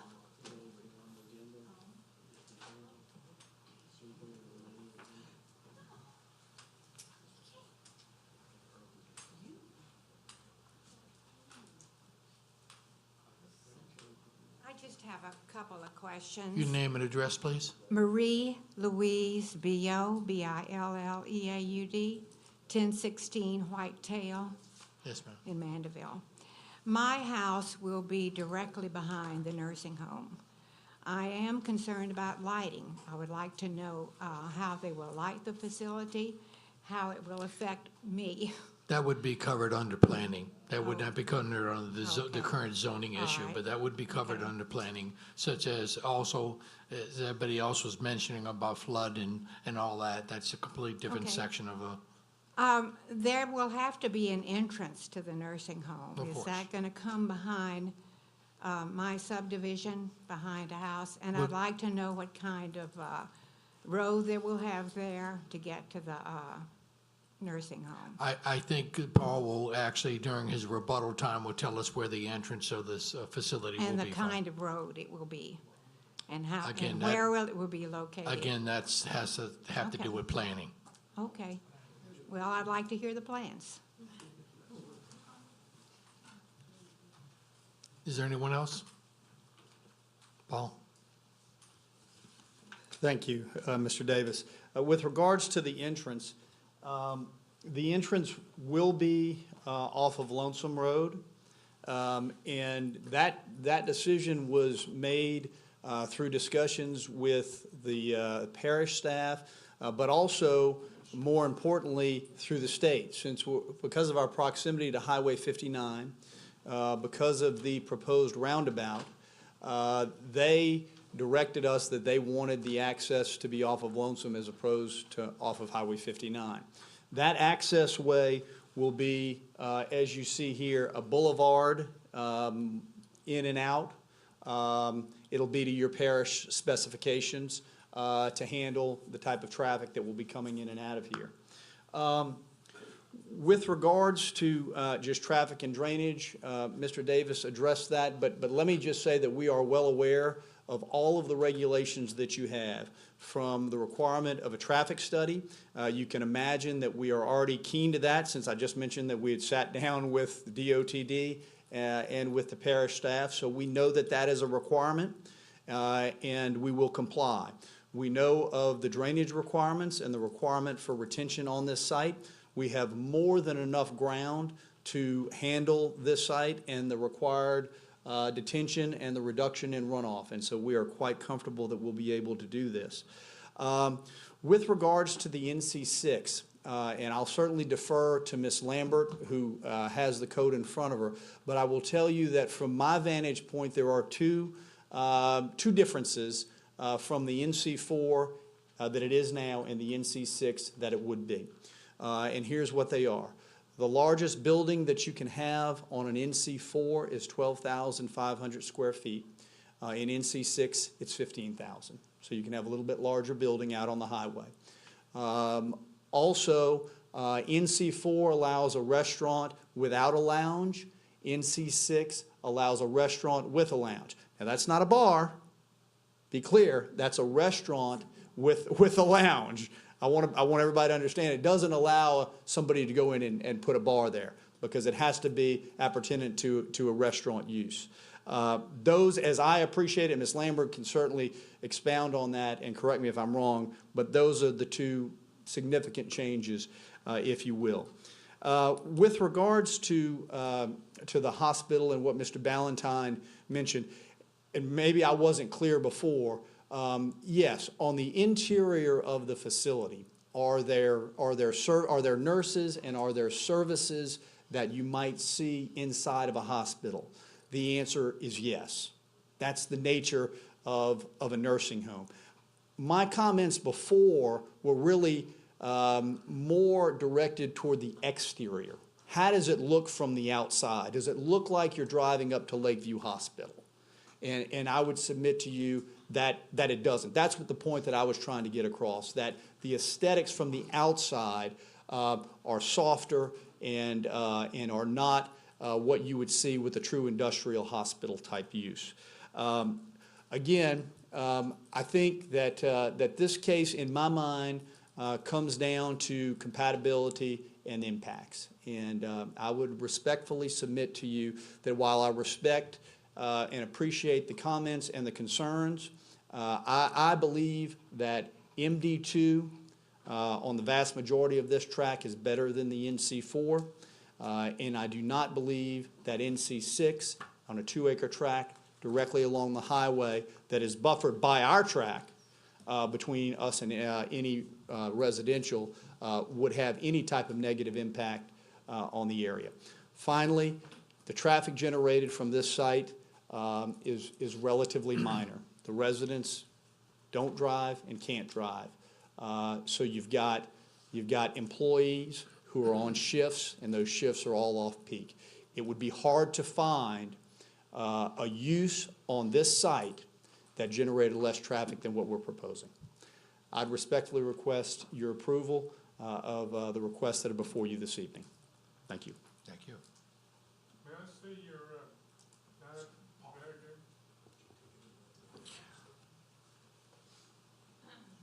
We have 5-minute rebuttal time for people who are against this. Do we have anybody coming up to the podium?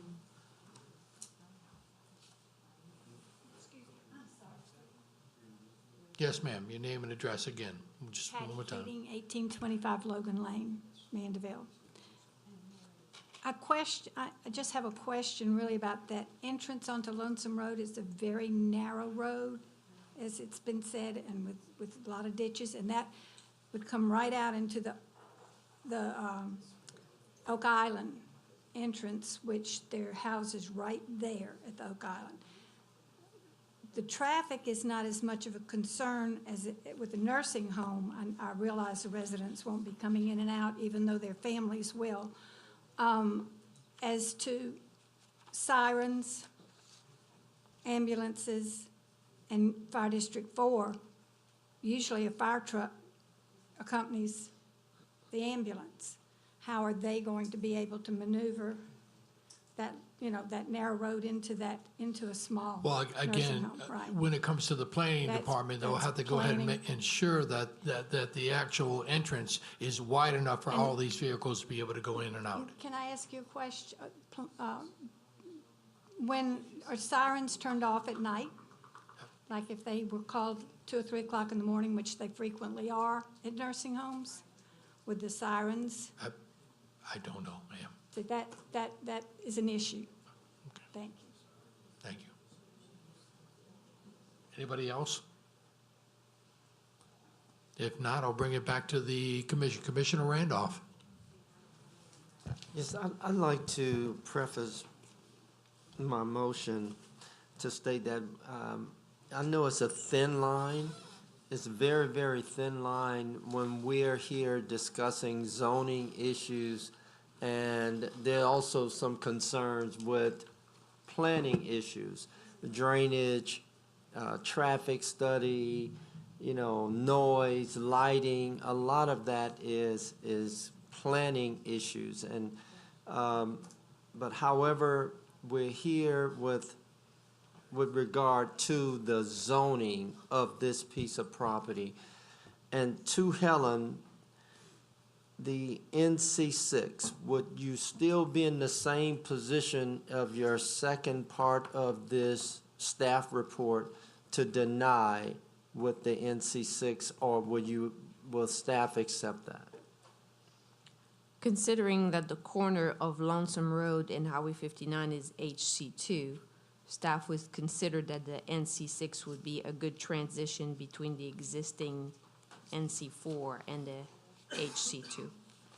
I make a motion to approve with the amendment from the MD2 and the change from HC2 to NC6. I have a motion to approve the MD2 and the NC6. Commissioner Fitzmaurice. Paul, I have a couple of questions for you, if you don't mind. Yes, sir. The proposed NC6, it's buffered by the HC2 and bordered by your property, right? The balance of the property?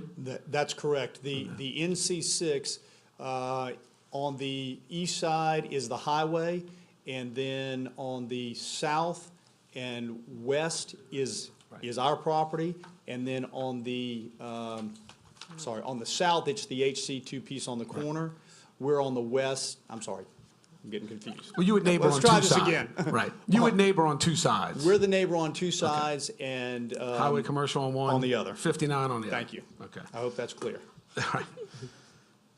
And you said you were moving a current facility, correct? That is correct. So you wouldn't be increasing the amount? No new beds are coming to the area as a result of this. We're just relocating them from one spot to another. Gotcha. I'll second the motion. I have a motion to second the NC4 to MD2 and NC6. Commissioner Drum. To answer some questions about what some people had about the old folks living in the old folks' home. I've had an occasion recently dealing with my mother and the neighbor down the street who is old. My mother has passed away, but she stayed in a facility very much like what is trying to be built. And the only time you had a nurse around was to help the people in there to make sure they took their medicines on time and they didn't double down on their medicines. They would bring them their meals. The place, they took care of the laundry for the elderly. They kept the place, the facility was very clean. They always had activities going. And if there was any liquor that was, they would run into a wall with their walker and they're not going anywhere anyway. And so I think this is sounds very good. I really like these places. I'm not looking forward to going to one, but one day I might be there. And I'd like to have a nice place to go to. And so that's just the way I think. Thank you. Commissioner Richard. Yeah, I'll close. I just want to say, Paul, which you are bringing to us this evening is probably the best use for this property. If it's developed how it's zoned right now, the impact is far greater than I think people realize. We're talking about a low impact on property that's already zoned commercial, albeit neighborhood commercial. We could have had 20 some odd buildings and businesses on there that generating a lot of traffic.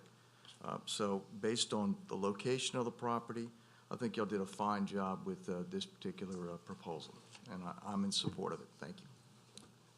Okay. I have a motion to approve MD2 and NC6 zoning for this property by Commissioner Randolph and a second by Commissioner Fitzmaurice. Any more conversation? If not, please vote.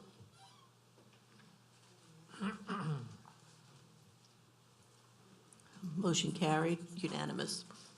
Thank you. Case 2018-1222ZC. Existing zoning is Public Facilities District 1. Proposed zoning is A2. Total acreage is 20.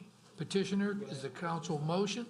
The owner is Roger Dale and Crystal Hughes McGee. The location of parcels located on the north side of Carter Street, east of Rowell Street, Section 17, Township 7 South, Range 12 East, Ward 4, District 7, Council District 7. Staff? The 2025 future land use plan calls for the area to be developed with agricultural uses. Staff doesn't have any objection to the request, considering that the site is abutting A2 suburban zoning on the west side, and it will allow for future development of the site with residential uses at a similar density to the surrounding area. At this time, staff would like to recommend approval of the requested zoning change to A2 suburban. Okay. Is the owner here? Yes, sir. Your name and address, please. I'm Roger McGee, 1073 Highway 48 East Tollertown, Mississippi.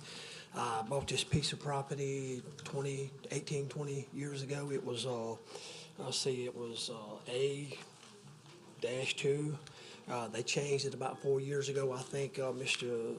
Marty Gould may have changed it. They never notified me or anything like that. They just changed it, and up until now, I had no qualms with it, but as I get to seeing it, all that I could put on it, I was looking to build a house on it, but all I could put on it now, when I got to checking into it, was a courthouse or a firehouse or a church, and Lord knows I'm not that.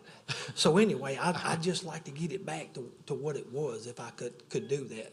Yes. And that's all I'm asking. Okay. Is there anybody in favor of this or against this? If not, I'll bring it back to the commissioners quickly.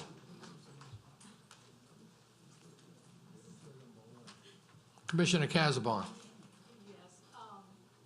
Whoops, and mic's off. Yes, this particular area would not suffice as a PF1. I'll make a motion to approve. Motion to approve by Commissioner Casabon. Commissioner Fitzmaurice. I'll second. I have a second by Commissioner Fitzmaurice. Any more discussion? If not, please vote.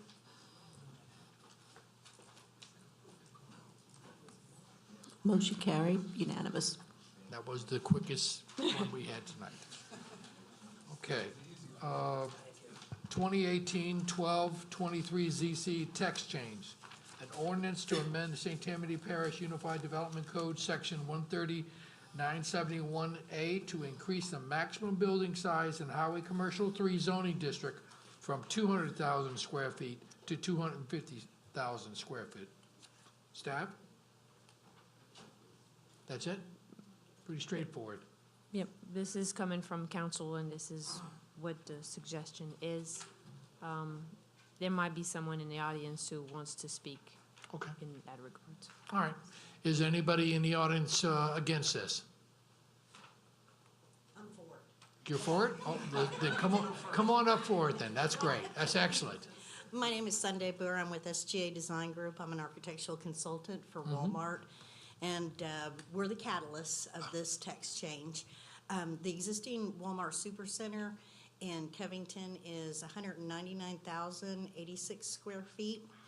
And, you know, over the past few years, I've been working with Walmart for 18 years, our footprint's been getting smaller. the good news is that when we introduced the online grocery pickup program to the Covington residents, it exploded. You guys are #1 in the nation for all the Walmarts in online pickup, Thank you. okay? So, yay, tax revenues, right? But anyway, to help alleviate the burden that the store is feeling from this, tremendous response to the online grocery pickup, we want to add 1,800 square feet to the building. So, we only had 14 square feet, so here I am. So we would like to respectfully request you to approve the text amendment. Okay. And also another good idea about having an increase to 50,000 square foot is you could put a couple of more bays in the, for your tires and oil changes. Anyway, I'll take that back to Bentonville for you. okay. Is there anybody against this issue? If not, I'll bring it back to the commission. Commissioner Darty. Thank you, Mr. Chairman. With that conversation in mind, 1,800 square feet or 18,000 square feet? 1,800 square feet. Okay, all right, It's just an area to marshal the orders. okay. But I see some advantages to this as far as the parish is concerned. The lot size does not change, right, Helen? Okay, so it's just gonna be a larger building, but it's still gonna have to have sufficient parking. So I'll make a motion to approve. I have a motion to approve by Commissioner Doherty. Commissioner Randolph. I will second, but with one question. How would this impact the parking requirements, or would it? Well, it's not really going to impact the parking requirements because they have their pickup parking on site. I think it's just more of a reconfiguration or an additional area to be able to accommodate the pickup. And I'm sure the lady here, if we're looking at this case in particular, could probably answer, Ms. Sunday might be able to answer the question better than me. The additional square footage of that we're adding to the building, I think it's 250 square feet per parking space? 4 parking spaces, we're well over that already. There is a surplus of parking. It's not going to impact it at all. Yeah, it was not necessarily this project, which is what's on the agenda, but I was just talking in general, with this ordinance, would that Oh, well, change? we'll make sure that the parking, required number of parking spaces is met Okay, according to the square Okay. footage of the building. okay, all right. I second. Okay. Commissioner Drum. Yes, ma'am. Yes, sir. Is because of the statement that Covington is the biggest buyer of groceries online, is it official verbiage then of Walmart that the people in Covington are gluttons? No. It's that you guys are using it at a pace that's unprecedented by the other stores. Oh, okay. Yeah. Okay. So in other words, officially, we eat. You're still eating, I think, Yeah, the same okay. amount. It's just I'm you're sorry, I just going just through can't, online. I cannot pass up an opportunity to say something stupid. I don't know, ma'am, I've seen him eat before, too. It's not a pretty sight. Thank you. Okay, I have a motion to approve by Commissioner Doherty and a second by Commissioner Randolph. Please vote. This is the increase from I believe 200,000 to 250,000 square foot for highway Motion commercial. carried, unanimous. Thank you. Great. Thank you. Okay. Next case, 2018-1224 ZC. The existing zoning is A1 suburban agriculture, suburban district, and a manufactured housing overlay. The proposed zoning is a A2 suburban district and a manufactured housing overlay. Total acreage is 2.5 acres. The petitioner and owner is Ralph and Joy Thompson. Location is parcel located on the west side of Lee Settlement Road, south of Bill Lee Road, north of Wesley Road, Section 6, Township 5 South, Range 10 East, Ward 2, District 3, Council District 3. Staff? The 2025 future land use plan calls for the area to be developed with residential and agricultural uses. Staff is not in favor of the request, considering that the site is surrounded by properties zoned A1 suburban. So at this time, staff would like to recommend denial of the request. Okay. Is the Thompsons here?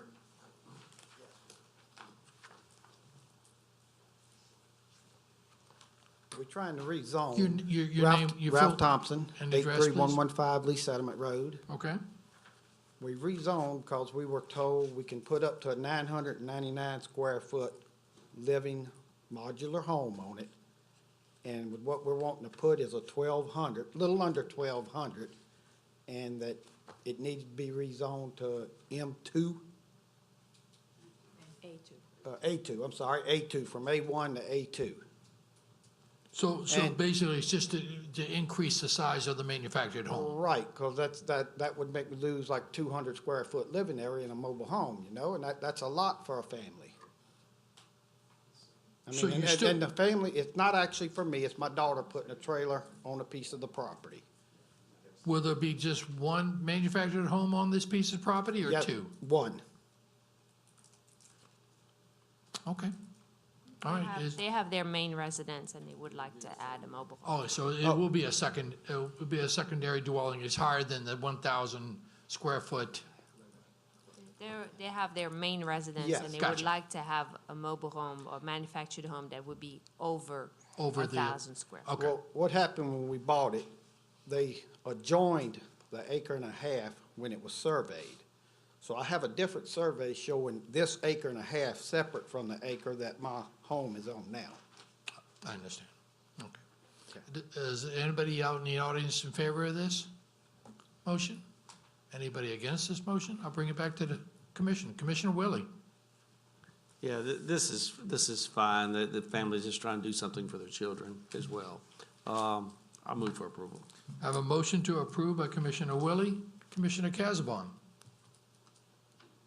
I'll second the motion. I have a second by Commissioner Casabon. Please vote.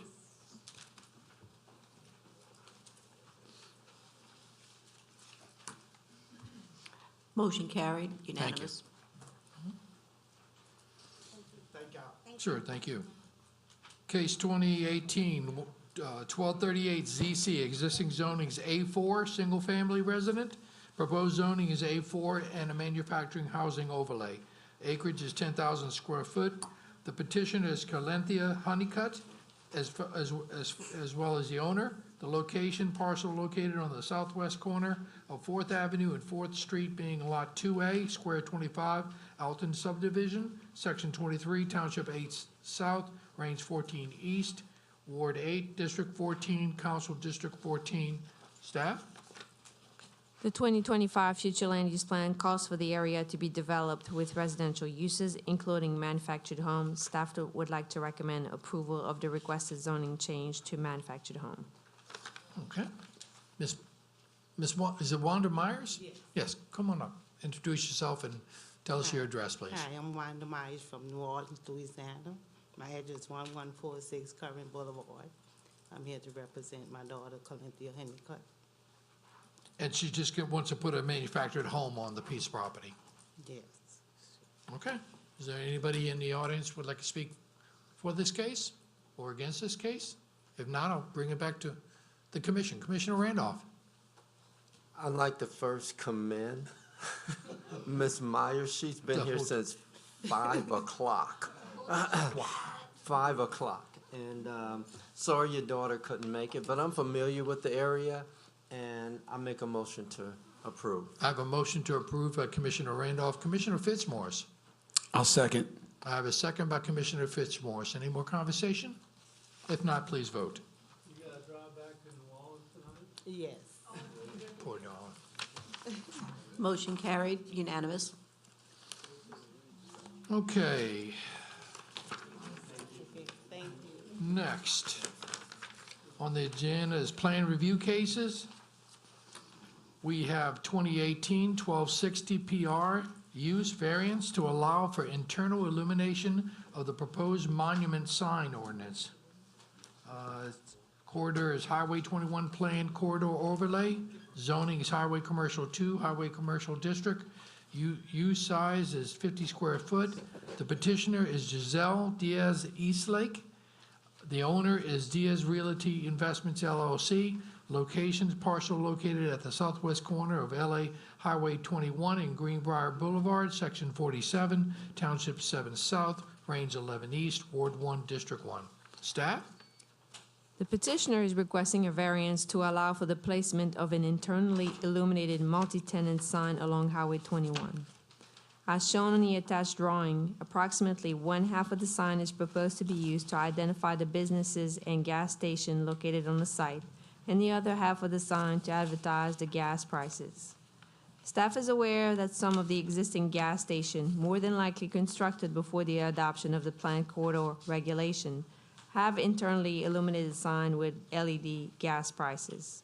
However, in order to remain consistent with the Highway 21 planned corridor sign regulation, which does not allow internally monument signs, staff is not in favor of the requested variance.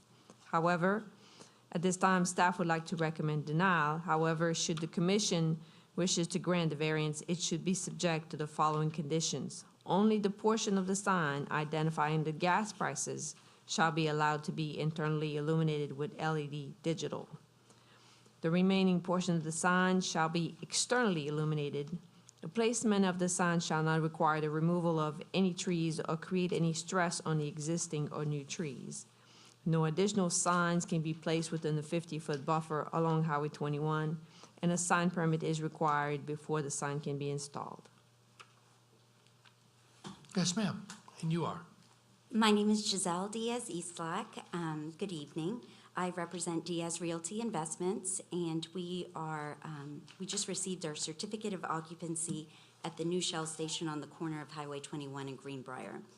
And as Helen stated, we are asking for an internally illuminated sign to be placed. We will have it tastefully done, and I've also brought some renderings of the sign. They may be in your packet. And I've also included a drawing of what the nighttime shell pectin would look like. It would just be the pectin or the shell that would be illuminated, not the white outer part. Of course, the price sign is very important to us in order to change gas prices. It's a frequent event that happens. We like it when it goes down more than when it goes up. But all of the prices are changed at the register, and with an electronic price sign, that price change can be seamless. So you would change it at the register, it would change at the sign. We wouldn't have an employee going out to change any price signs outside. I am asking for the entire sign to be internally illuminated. It is something that I have to order through Shell, through their specifications. We were able to make some modifications in order to advertise the other tenants that will be coming onto the property. And I'm not really sure what else to say, but that is our request. As Helen stated, there are other price signs at gas stations that are internally illuminated. I've been in close contact with our councilman, Marty Dean, throughout the whole construction project, and we've discussed the sign in detail. And while it was stated that it was likely that the signs came in before the overlay, there has been some discussion that 2 of the signs came after the overlay. So I do ask for you to consider allowing me to have, or Diaz Realty Investments to have, an internally illuminated sign. Thank you. Thank you. Is there anybody who would like to speak in favor of this? Anybody who would like to speak against it? If not, I'll bring it back to the commissioners.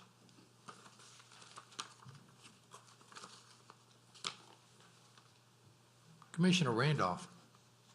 Make a motion to approve. Commissioner Randolph makes a motion to, now, do you make a motion to approve with the staff recommendations? With the staff recommendations, correct. You understand that? Yes. Only the electronic pricers. Commissioner Doherty.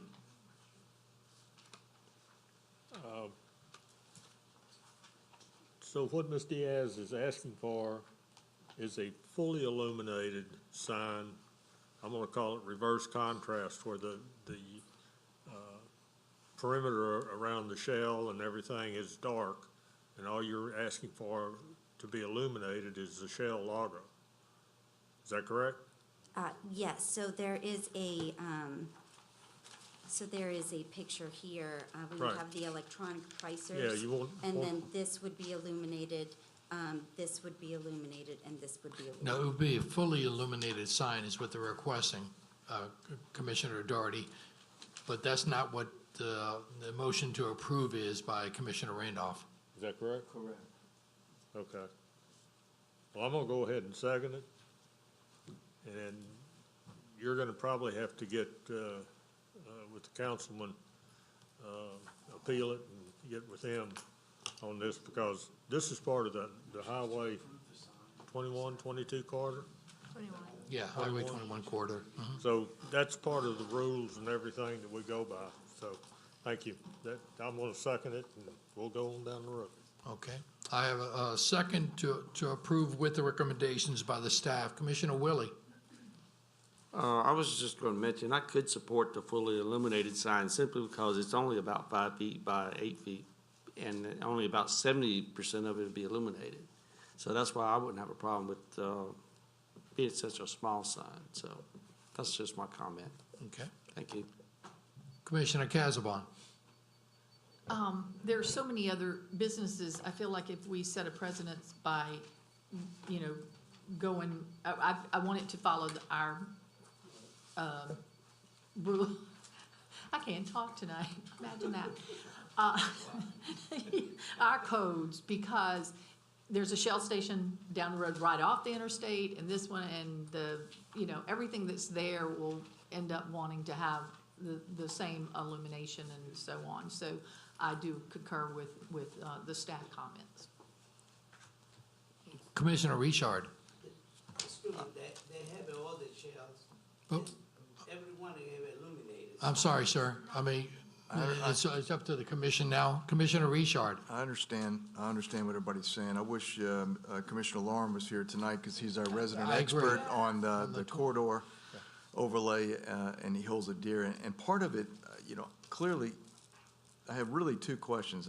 I would not have a problem with it being as recommended with as the petitioner is asking, if I knew for sure that there were other signage along the corridor that was put in prior to that is also fully illuminated. I just don't want to set the precedent. I don't think we should set the precedent of making exceptions to something that was really worked on and hard fought for a long period of time. So I'm going to ask Helen, are you aware that there are any signs out there that don't meet our current requirements that were put in place on that corridor? Well, as you, on the northeast corner of 21 and I-12, there is a Shell station, which was built before I started working here. They have a pole sign. Also across the street, they have a pole sign. I did some research, and it appears that they were approved, but the planned corridor was not as strong, or did not require only the monument sign at the time. The next gas station that was built was the Chevron station. That was in 1999. And if you go look at it today, they have a monument sign, and they have to physically change the price signs. Excuse me, I believe the Chevron station does have a pole sign, and they have white pricers on it, digital pricers on it. If the Chevron has changed, they must have been changed very recently, and I was not aware of it. So if there was one of those stations, and frequently they'll take them down and renovate them and put them back up, but they have to, when those stations come back online, would they have to meet our requirements?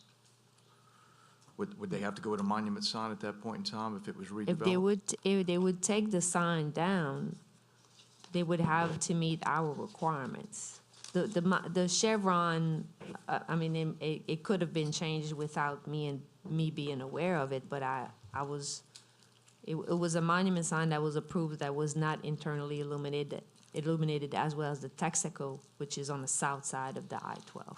Okay, I understand. I guess then, with that said, and again, I wish Commissioner Lauren was here to, I don't want to do something, this is something he holds really dear.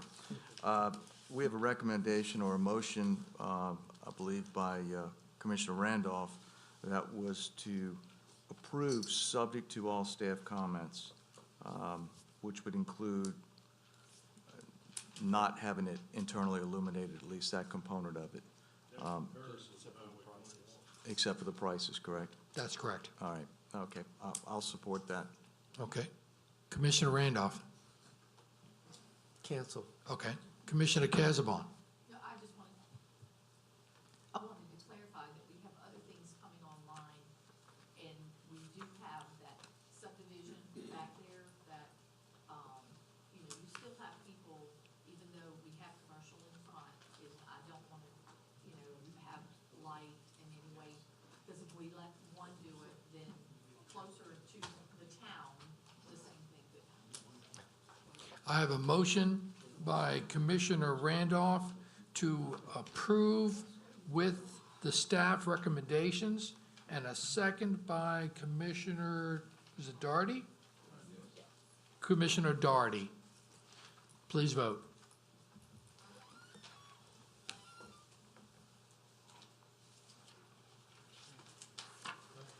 Motion carried, 1 nay. Okay. Ma'am, you can always appeal with the council. Thank you so much. You Thank have you. a great evening. Okay. Looks like there's no old business. Any new business? None?